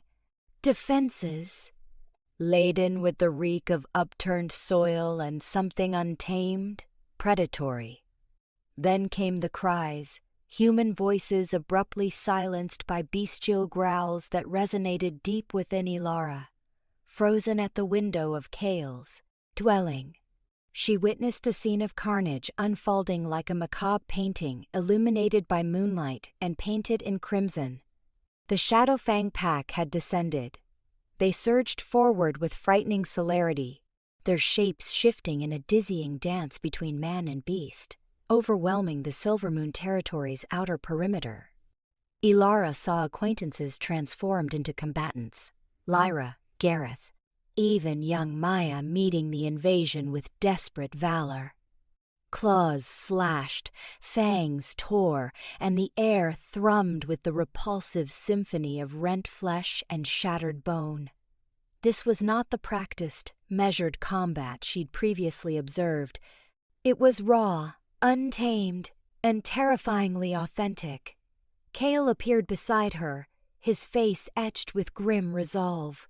"Stay here, Elara. The warriors will hold this sector. This cabin is warded, you're secure." His voice was a low rumble, barely audible above the escalating pandemonium. "Secure?"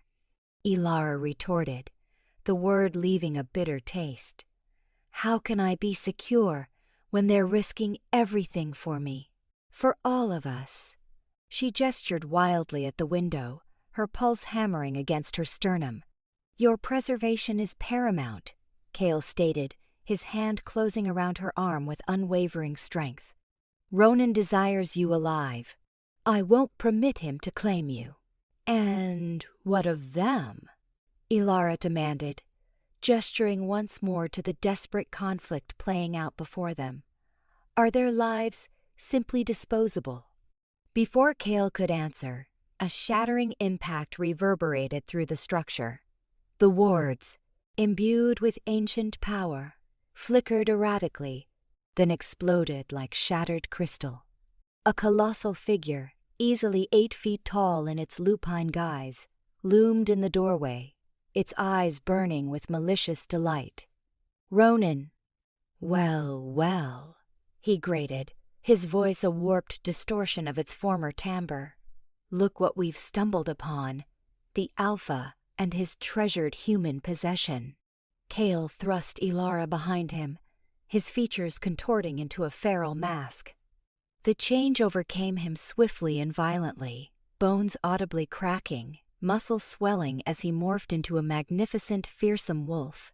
His gaze, typically a warm hazel, now blazed with glacial fire. "Ronin," Kael growled, his voice a reverberating tremor that seemed to threaten the very structure of the cabin. "Withdraw from my territory." Ronin's laughter cut through the air, a chilling sound that sent icy daggers down Elara's spine. "Your territory? Soon, Kael. Everything you cherish shall be mine, including her." He launched himself forward, and the two alphas became a maelstrom of fur and claw. The cabin groaned under the strain of their struggle. Elara stumbled backward, pressing herself against the wall, her mind reeling from the chaos.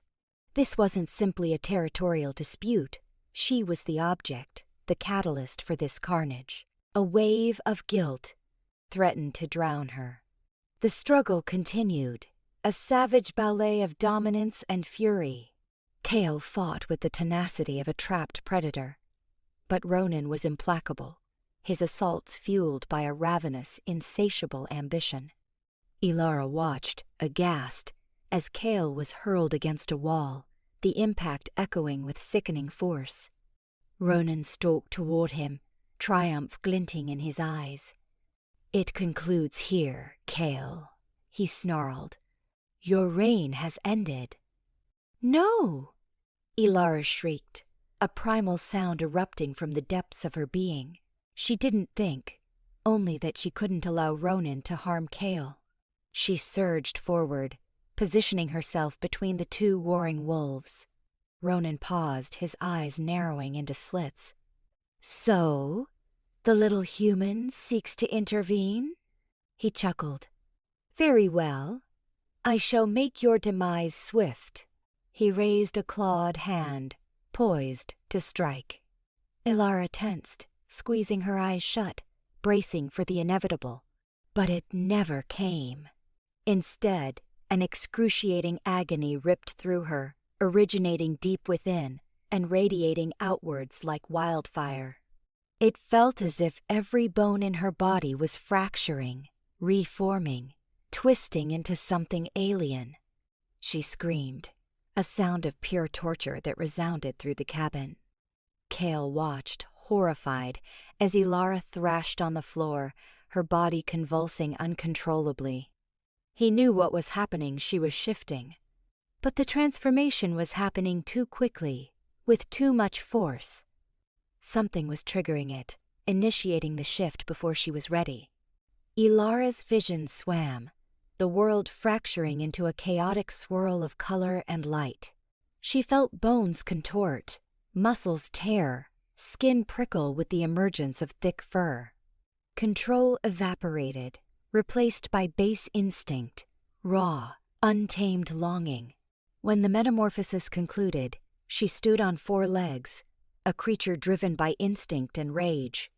Her own consciousness felt distant, submerged beneath the roar of the wolf within. She barely recognized herself, unable to grasp the situation. All that remained was the burning imperative to protect, defend, to obliterate anything that posed a threat. She turned her gaze upon Ronin, her eyes blazing with the same icy blue fire that burned within Kael. A guttural snarl escaped her throat, a challenge, a promise of retribution. Ronin recoiled, a flicker of fear betraying him. He had miscalculated. He had underestimated the dormant power within her. Elara lunged, a streak of silver fur and lethal teeth. The battle resumed, but now the balance of power had shifted. Training in trust, the Shadowfang attack left a residue of anxiety, coating the air like the mingled scents of evergreen and dewy soil. Elara, still grappling with the aftermath of her unwilling transformation, gravitated towards the training grounds, destined site of her arduous metamorphosis.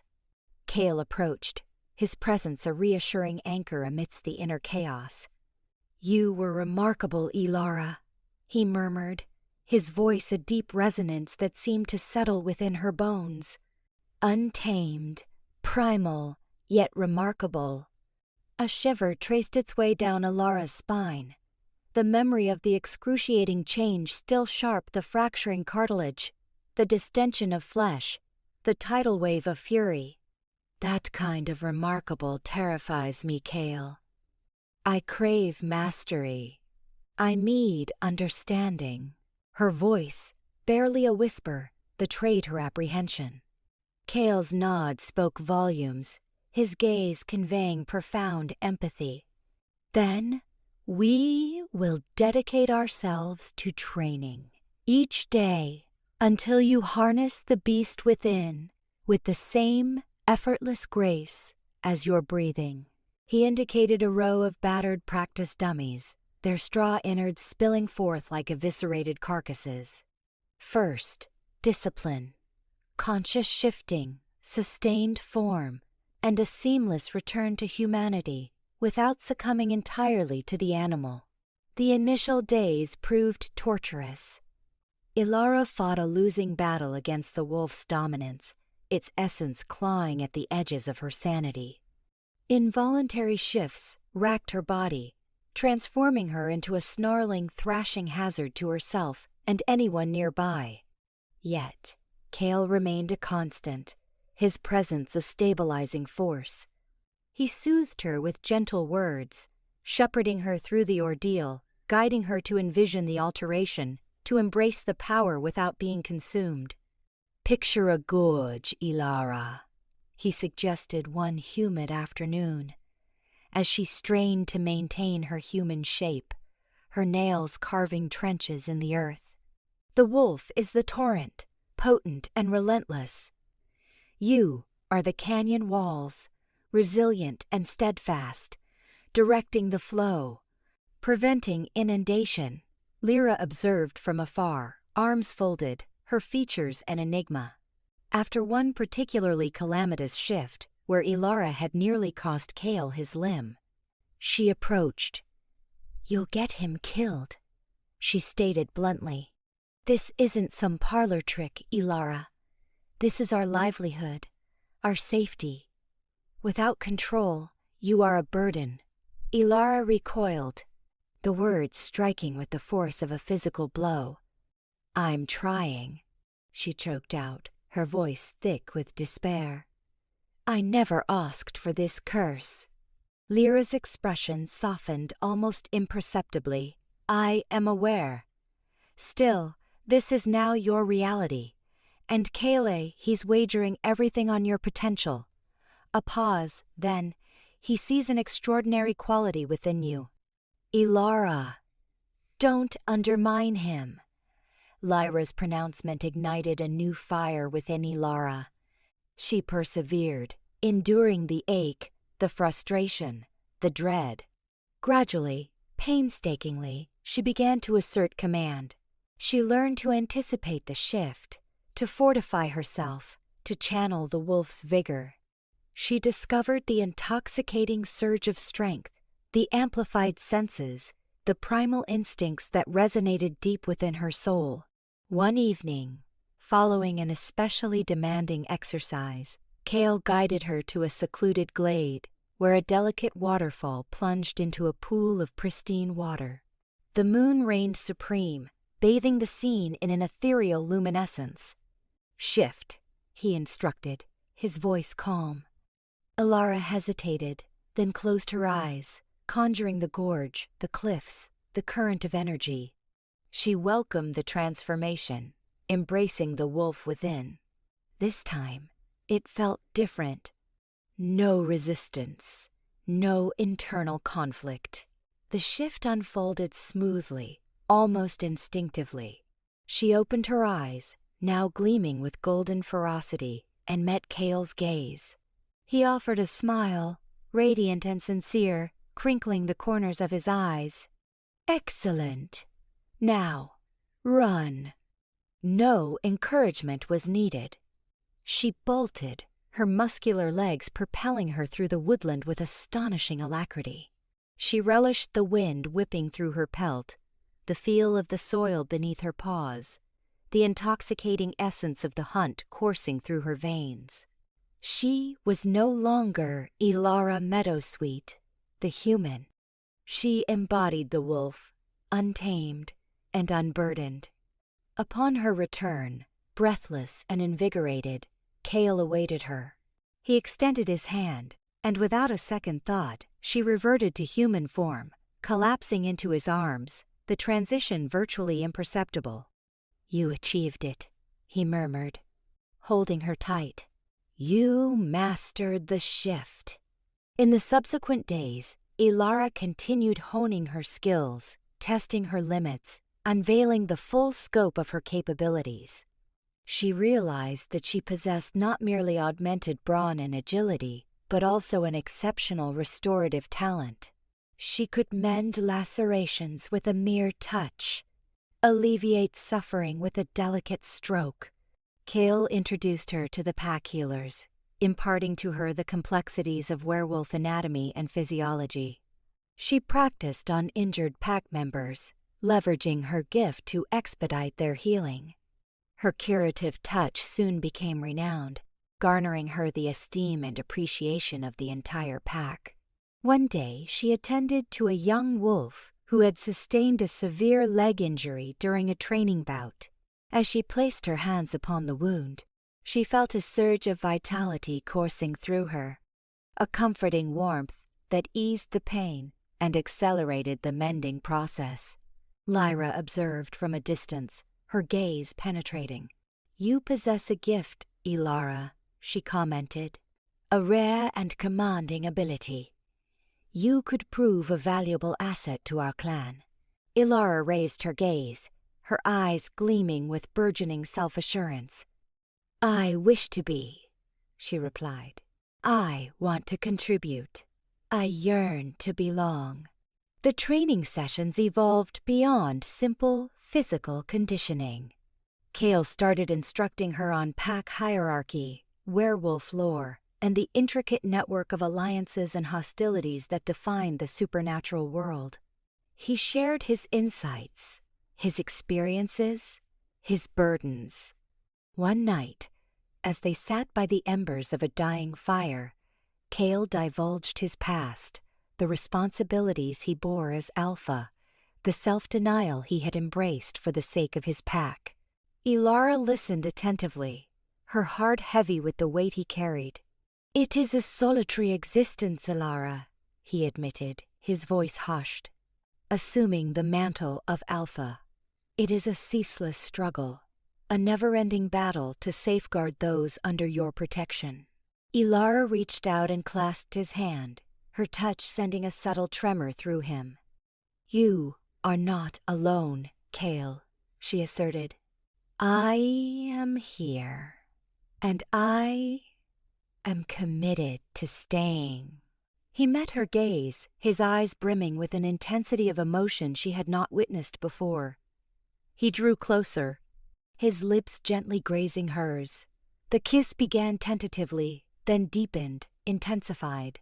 It was a kiss that conveyed yearning, desire, a profound connection that surpassed articulation. As they broke apart, Kael rested his brow against hers. "I never anticipated discovering someone like you, Elara," he confessed. "Someone who comprehends me, who accepts me, who challenges me." Elara smiled, her heart swelling with affection. "I believe fate intervened, Kael," she mused. "We were always destined to find our way to one another." But even as the words left her lips, a shadow of uncertainty flickered in her mind. Had fate truly orchestrated their meeting, or was something else at play?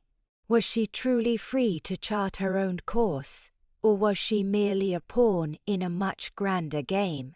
The answers, she recognized, remained veiled in the mists of time. Stolen Luna, the familiar redolence of pine and humus, usually calmed Elara, but today it only sharpened her anxiety. Foraging for herbs near the Ironwood border, a pastime she often cherished, felt fraught with peril. Kael had insisted on a guard, but she refused, craving solitude after their rigorous training. Lyra had scoffed, muttering about naivete, but Elara had held firm. Now, a prickling danced across her skin, a warning siren she couldn't dismiss. The forest floor, normally pliant underfoot, seemed to solidify as the air thickened with a coppery tang. Not blood, but akin to it the musk of suppressed hostility. She straightened, her hand instinctively finding the small knife at her hip. "Hello?" she ventured, her voice a breath against the sewing leaves. Silence answered, a weighted, deliberate absence pregnant with anticipation. Then they erupted. 3 brutes, eyes ablaze with malicious hunger, moved with an improbable swiftness, cutting off every avenue of retreat. The telltale odor was unmistakable Ronin Blackwood's pack. A lance of icy dread pierced her composure. "Well, well," a voice drawled from behind one of the werewolves. "Look what we've snared a little songbird." Before she could react, a wolf lunged. A swift sidestep saved her from its snapping fangs, and she slashed with her knife. The blade barely scratched its thick hide, only inflaming the beast further. A second assailant forced her back. They were circling, tightening the noose, their snarls reverberating through the woods. Flight was futile, and brute strength wouldn't suffice. Panic threatened to engulf her, but she wrestled it down, recalling her training, the echo of Kael's instructions. She shifted. The change, still a raw experience, brought a flicker of dominion, a sense of intent. The pain was a blunt throb now, not the searing torment she remembered. She met their savage glares with a matching ferocity, claws sprung, poised. A desperate dance began, a chaos of fur, tooth, and surging adrenaline. She managed a paltry wound on one flank, but they were too strong, too coordinated. A blinding blow to the head sent her reeling, stars exploding in her vision. She struggled to rise, but a crushing weight pinned her. The stench of Ronan's pack filled her senses, suffocating. She thrashed in vain. A brutal grip seized her jaw, forcing her to meet his gaze. Ronan's face, usually composed and cunning, twisted with gloating satisfaction. "Such a delicate morsel," he purred, his voice sending shivers down her spine. "Perfectly suited to my designs." He gestured, and a wolf produced thick rope, binding her limbs. She fought, but even in her wolf form, she was no match for their combined power. As darkness loomed, she watched one of the wolves seize the pouch of herbs. He ground them in his fist, the fragrance of lavender and chamomile curdling with the reek of fear. Calculated defilement.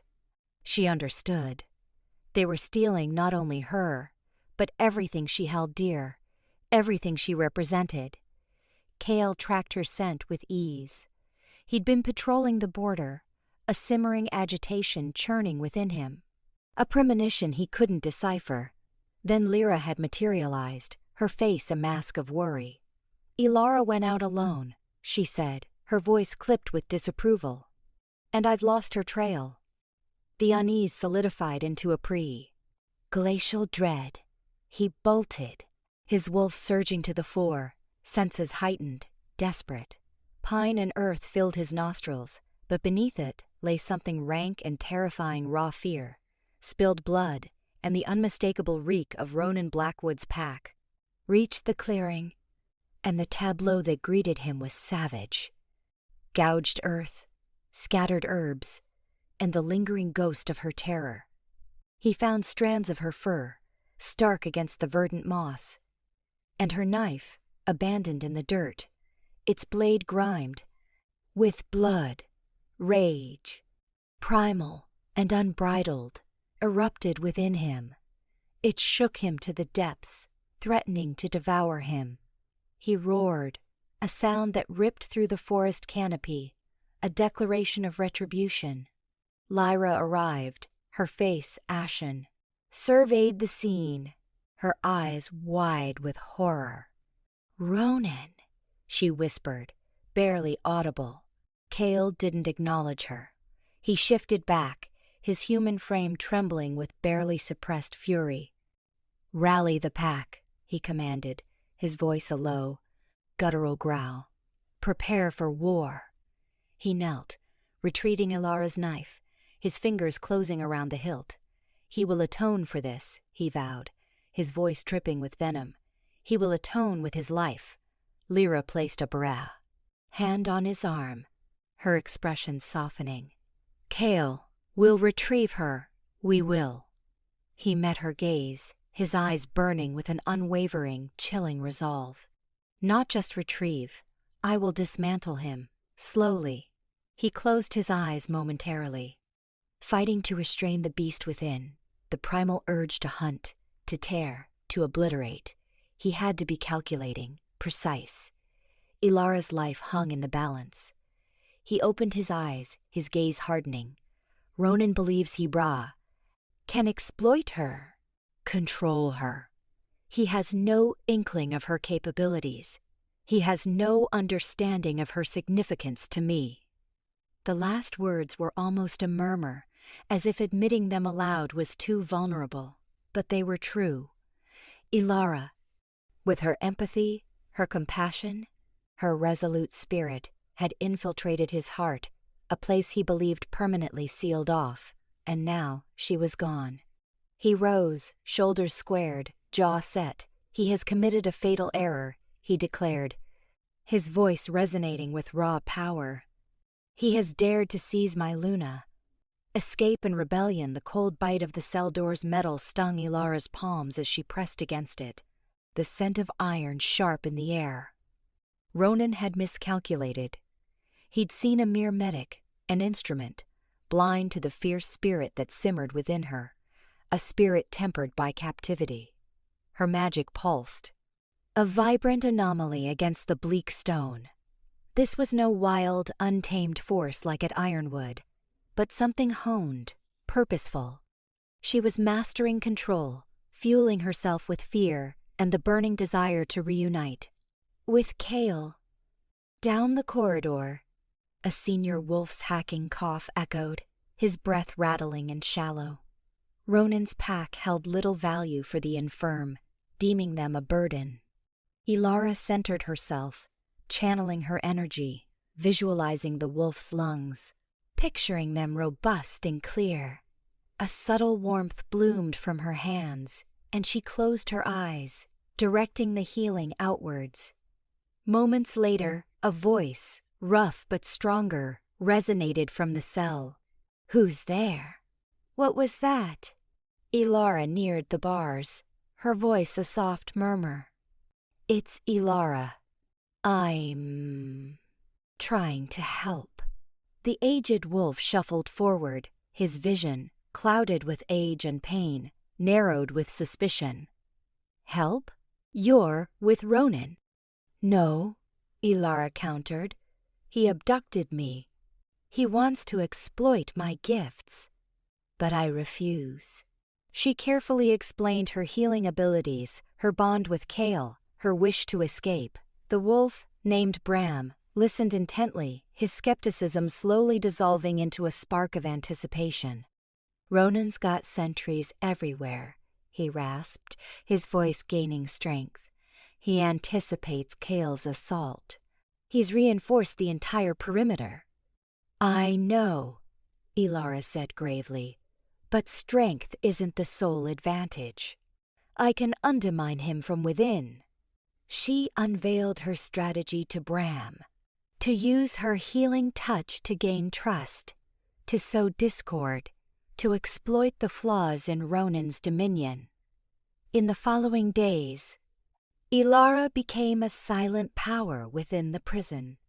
She mended the sick, comforted the wounded, and listened to the complaints of those marginalized by Ronin. She learned their names, their histories, their resentments.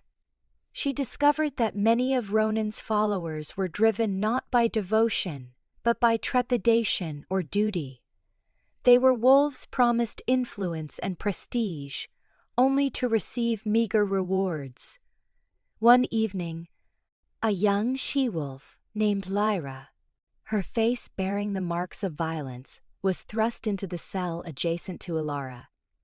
Lyra had questioned Ronin's methods, his brutality, and paid the price for her audacity. Elara gently attended to Lyra's injuries, her touch a balm. "He's not who you thought, is he?" Elara murmured. Lyra shook her head, tears brimming. "I believed in him. I thought he could make us strong. He's just a tyrant." "He's insecure," Elara stated, her voice resolute. "Afraid of Kael, afraid of losing his grip. That's why he's so desperate." Elara paused, meeting Lyra's gaze. "We can't permit him to prevail. We need to resist." Lyra looked up, defiance flickering in her eyes. "How?" "Together," Elara replied. "We'll find a path." That night, veiled by darkness, Elara set her scheme in motion. She focused her energy on the cell lock, envisioning its intricate design, feeling the flow of energy through the metal. With subtle precision, she began to disrupt its function, weakening the springs, misaligning the internal parts. It was delicate work, demanding immense call. Focus. But she persisted, driven by the image of Kael's face and the yearning for home. Finally, with a hushed click, the lock released. Elara slipped from her cell, moving silently through the corridor. She freed Bram and Lyra. Together, they ventured deeper into Ronan's territory, towards the armory. 2 immense wolves guarded the armory, their eyes narrowed with suspicion. Elara knew a direct assault would be fatal. Instead, she wielded her healing talent in a different manner. She focused on the guards' minds, subtly influencing their emotions, amplifying their doubts, their anxieties, their fatigue. One of the guards fidgeted. "I don't like this," he muttered to his comrade. "The entire affair. It feels wrong." "Shut it," the other guard snapped, yet Elara sensed his own unease. "We're mere tools in Ronan's machinations," Elara whispered, her voice almost inaudible but magnified by her magic. "He doesn't care about us. He only values power." The first guard hesitated, his hand twitching near his weapon. Perhaps you speak the truth." Elara seized the moment. "Join us," she implored. "Help us end him. Help us forge a better group, one where each is cherished, where each has a voice." The 2 guards exchanged uneasy glances. For an instant, Elara thought they would refuse, but then, slowly, reluctantly, they lowered their weapons. With the guards subdued, Elara and her small band entered the armory. They equipped themselves with swords, axes, and any implement they could find. The seeds of rebellion had been sown. They moved swiftly and silently through the compound, liberating prisoners, spreading the word, and attracting recruits. Many wolves hesitated initially, fearing Ronan's retribution, but Elara's unwavering resolve and the promise of a brighter future gradually won them over. The pivotal moment arrived when they reached the training grounds. Ronan stood there, addressing a large contingent of his warriors, his voice booming with self-assurance. "Kael will come," Ronan proclaimed. "He's predictable. He'll attempt to retrieve his little prize. But we'll be ready for him. We'll crush him and seize what is rightfully ours." Elara stepped forward, her voice echoing across the training grounds. "Ronan is a deceiver." Ronan spun around, his eyes blazing with fury. "Elara, you treacherous dog!" "I'm no traitor," Elara countered. "I fight for justice." "You betray your circle, betray your people." She gestured to the growing gathering behind her. "They're weary of your falsehoods, your cruelty, your unfulfilled promises. They crave a leader who values them, who respects them, who fights on their behalf." A ripple of whispers spread through the crowd. Some of Ronan's warriors looked uncertain, their eyes darting between Ronan and Elara. "Don't heed her," Ronan roared. "She attempts to mislead you. She's a witch." "I'm a healer," Elara corrected. "And I'm here to mend this pack, to heal the wounds you've inflicted." She drew her sword, her eyes locked on Ronan. "The era of tyranny ends. The time for revolt is now." With a primal roar, the rebels charged, weapons brandished high. The training grounds exploded into chaos, a swirling tempest of steel and fury. Elara fought with an intensity she hadn't known she possessed, her healing skills bolstering her strength and nimbleness. She moved through the fray like a force of nature, inspiring allies and felling adversaries. Ronan, consumed by rage and desperation, fought with brutal force. But he was outnumbered and outmatched. The momentum had shifted. As the sun crested the horizon, painting the blood-soaked training grounds in a golden light, Ronan stood alone, ringed by the insurgents. His face was battered and bloodied. His attire ripped, his eyes filled with the emptiness of defeat. Elara advanced, her sword aimed at his chest. It's finished, Ronin. Ronin spat on the ground. You may have won this skirmish, but not the conflict. Kael will come, and obliterate you all. Kael will come, Elara affirmed. But he'll find a unified circle, a resilient group, ready to contend for its destiny. She lowered her sword. Take him away, she instructed. Confine him, yet treat him with dignity. He's one of us still. As Ronin was escorted away, Elara gazed out over the faces of the insurgents, their expressions weary yet triumphant. They had won their liberation, but the wider struggle remained. Kael was approaching, and with him, a battle that would determine the fate of the werewolves. The final stand, the Silver Moon Pack's onslaught, reverberated through the clearing. The forest floor quaked as behemoth wolves, eclipsing Elara's wildest imaginings, shredded Ronin's initial defenses. The air, once redolent with pine and damp earth, now stung with blood's metallic tang and the savage ululations of combat. Beside Elara stood Lyra, face resolute, clutching a crude spear of sharpened wood. With surprising dexterity, Bram navigated the pandemonium, marshalling the liberated prisoners, now a motley militia, to key locations. He wants you, Elara. Lyra's shout cut through the uproar, her voice a taut blend of fear and elation. Find Kael. End this nightmare. Elara nodded, her heart a frantic drum against her ribs. The healing energy surged beneath her skin, an insistent current urging her onward. She plunged into the fray of snarling wolves, the sharp cracks of bone and animalistic roars ringing in her ears. She had to reach Ronin, stop him before he inflicted more pain. She found him at the compound's heart, a tempest of rage.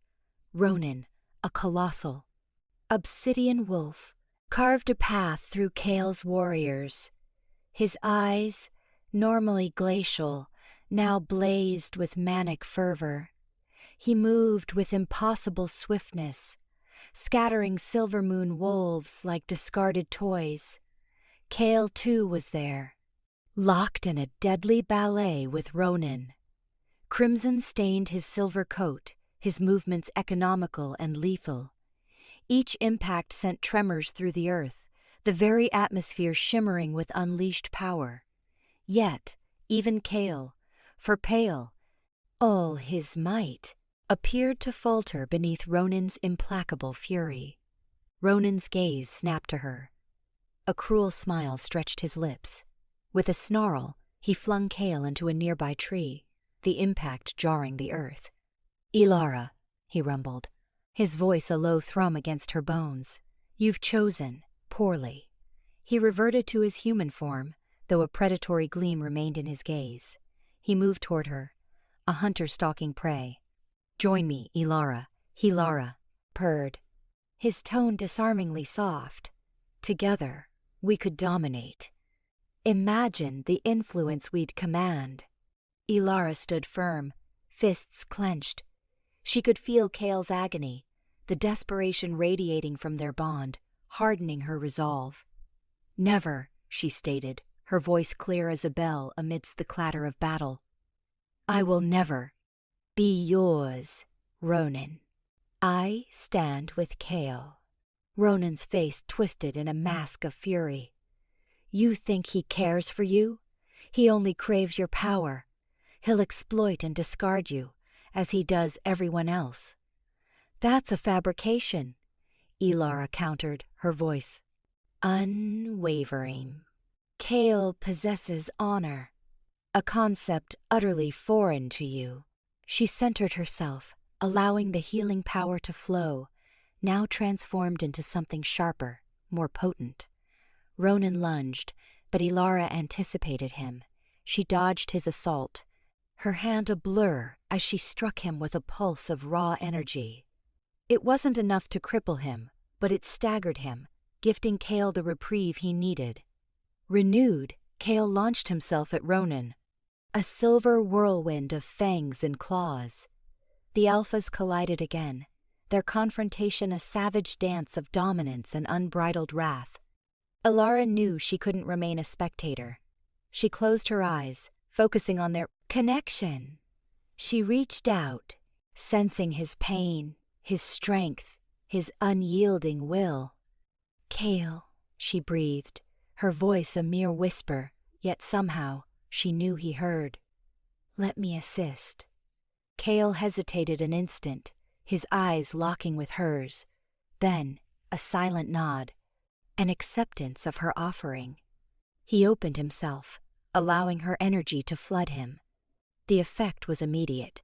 Kael surged with power, his silver fur radiating an otherworldly luminescence. He moved with revitalized regret, strength and swiftness. His attacks relentless. Elara concentrated, channeling her energy, amplifying his might. She felt their connection deepen, their minds aligning, their wills converging. Together, they were a force unparalleled.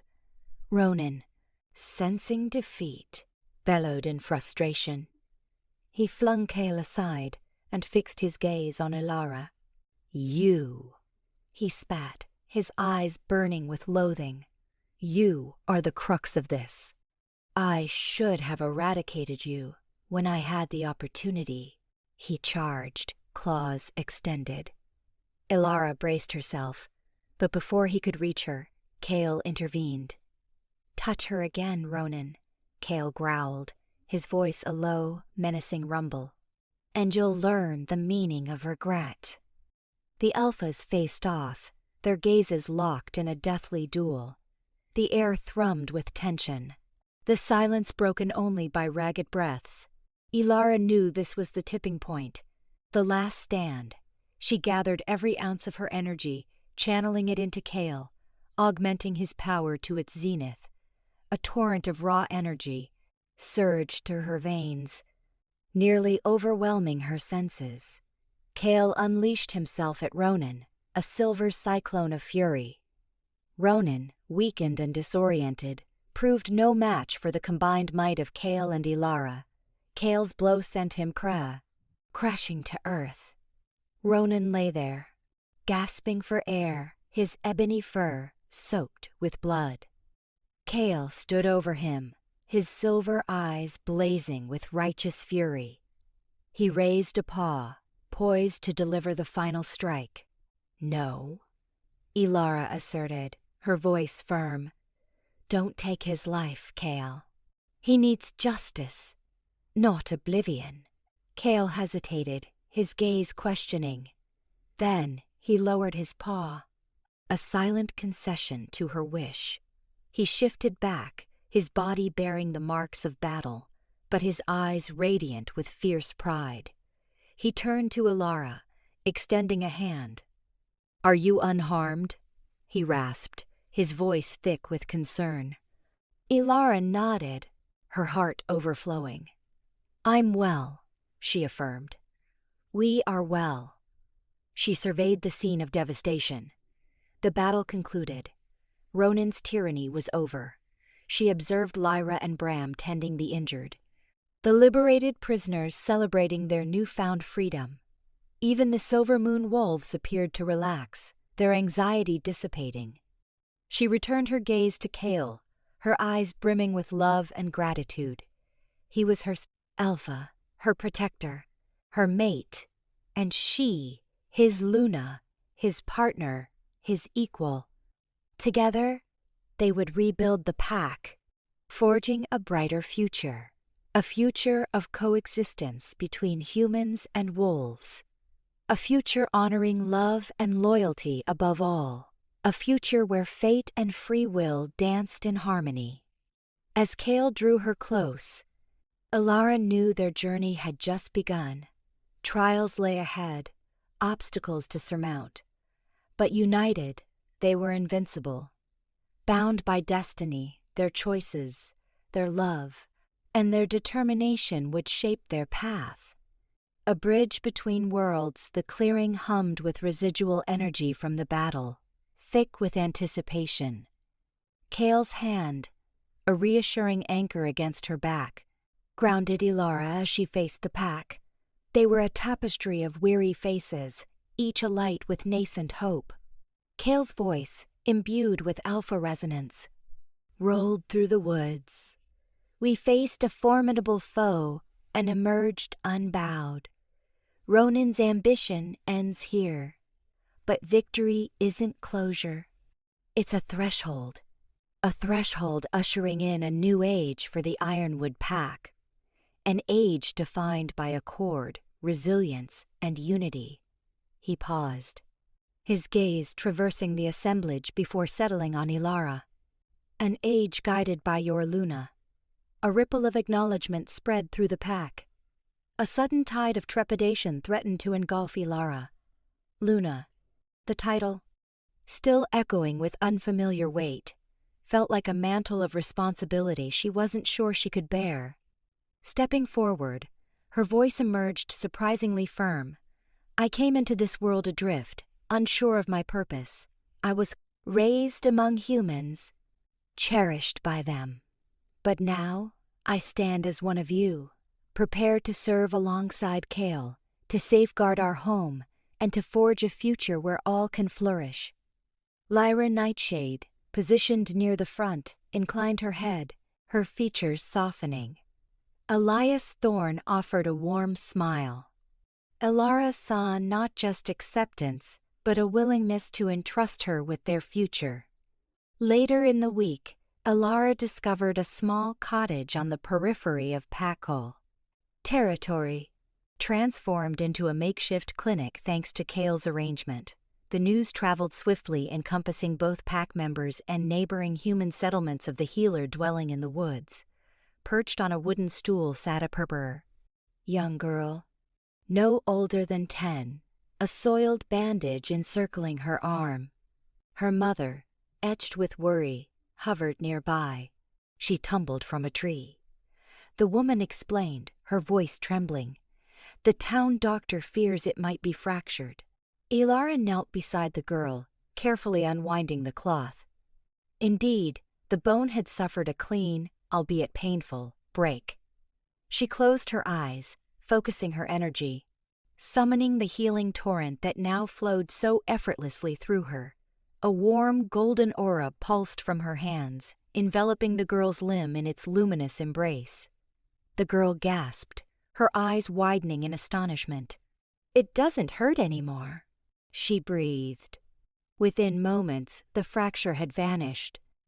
Elara crafted a sling as a precaution. The mother's gratitude overflowed, her eyes shimmering with tears of relief. As they departed, Elara experienced a fulfillment unlike any she'd known. She was wielding her gifts not merely in conflict, but to alleviate distress, to offer solace. It was a bridge between her dual existences, harnessing her werewolf essence to aid the humans who had nurtured her. The next day, Martha and Daniel Meadowsweet arrived, their aged pickup laden with boxes of baked goods. Kael, having assured them of their safety, had extended an invitation. Elara rushed to greet them, embracing them tightly. "Oh, Elara," Martha said, her voice catching. "We were so anxious about you." "We still don't grasp everything," Daniel confessed, his brow knitted with concern. "But we trust your judgment, and we can see your content here." Leading them to the cottage, she introduced them to Kael. He displayed surprising gentleness, his usual brusqueness tempered by Elara's presence. The afternoon unfolded in conversation, Elara elucidating her new reality, the pack, and her obligations. "We brought some of your favorites," Martha announced, revealing the contents of a box. "Apple turnovers, chocolate chip cookies, and your father even attempted his famous blueberry pie." Elara laughed, the sound genuine and unrestrained. It was a precious fragment of her former life, a memento of the love and normalcy she had left behind. As she shared the treats with Kael and her parents, a sense of serenity washed over her. She could reconcile these disparate facets of her life, she realized. She could embody both a werewolf, a Luna, and still remain Elara Meadowsweet, the baker's daughter. That evening, as moonlight dripped through the foliage, Elara and Kael wandered through the forest. Their discussion centered on the pack's future, the obstacles still ahead, and the opportunities beckoning. "We need to establish a sanctuary," Elara proposed, her voice reflective. "A refuge for orphaned werewolves, for those abandoned or mistreated. A place where they can master their abilities, to discover their place in the tapestry of existence." Kael concurred, his expression somber. "A worthy cause. Too many young wolves are adrift, vulnerable to packs like the Silver Moon." Their plan was to transform an abandoned lodge situated on the far reaches of Packlands into this refuge. It would serve as a haven for learning, healing, and belonging. Lyra Nightshade volunteered to train the adolescents, teaching them defense and combat. Elias Thorne offered to impart his knowledge of werewolf lore and customs. Within weeks, the sanctuary began to materialize. The lodge was cleaned and refurbished, new quarters were constructed, and a training area was marked out. Elara channeled her healing gifts to mend the physical and emotional wounds of the young wolves. She listened to their narratives, offering comfort and encouragement. One small boy, barely 10, clung to Elara, his eyes filled with terror. He had been cast aside by his pack after his parents' demise, left to fend for himself in the wilderness. Elara embraced him, whispering assurances. "You're safe now," she murmured. "You're home." Surveying the sanctuary, seeing the young wolves laughing and playing, Lyra and Elias guiding them with patience and wisdom, Elara felt a surge of hope. They were cultivating something enduring, something transformative. They were shaping a future for their pack, a future where werewolves and humans could coexist harmoniously, where all found acceptance. Kael stood beside her, his hand resting on her shoulder. She leaned into him, drawing strength from his touch. Words were unnecessary. She sensed his pride, his affection, his unwavering support. "We made this happen," she whispered. "We built this haven." He squeezed her shoulder. "We built this together." The duality within her persisted, a subtle undercurrent in her thoughts, but now it resembled less a burden and more a source of strength. She was Elara Meadowsweet, the human girl who delighted in baking and books, and she was Elara Ironwood, the Luna, of the Ironwood Pack, a formidable werewolf with the power to heal and defend. She was a bridge between two worlds, an emblem of hope for a new dawn, and she was ready to embrace it all. She gazed up at Kael, her eyes reflecting affection and resolve. "What lies ahead?" A trace of a smile touched his lips. "Whatever it may be, we face it together."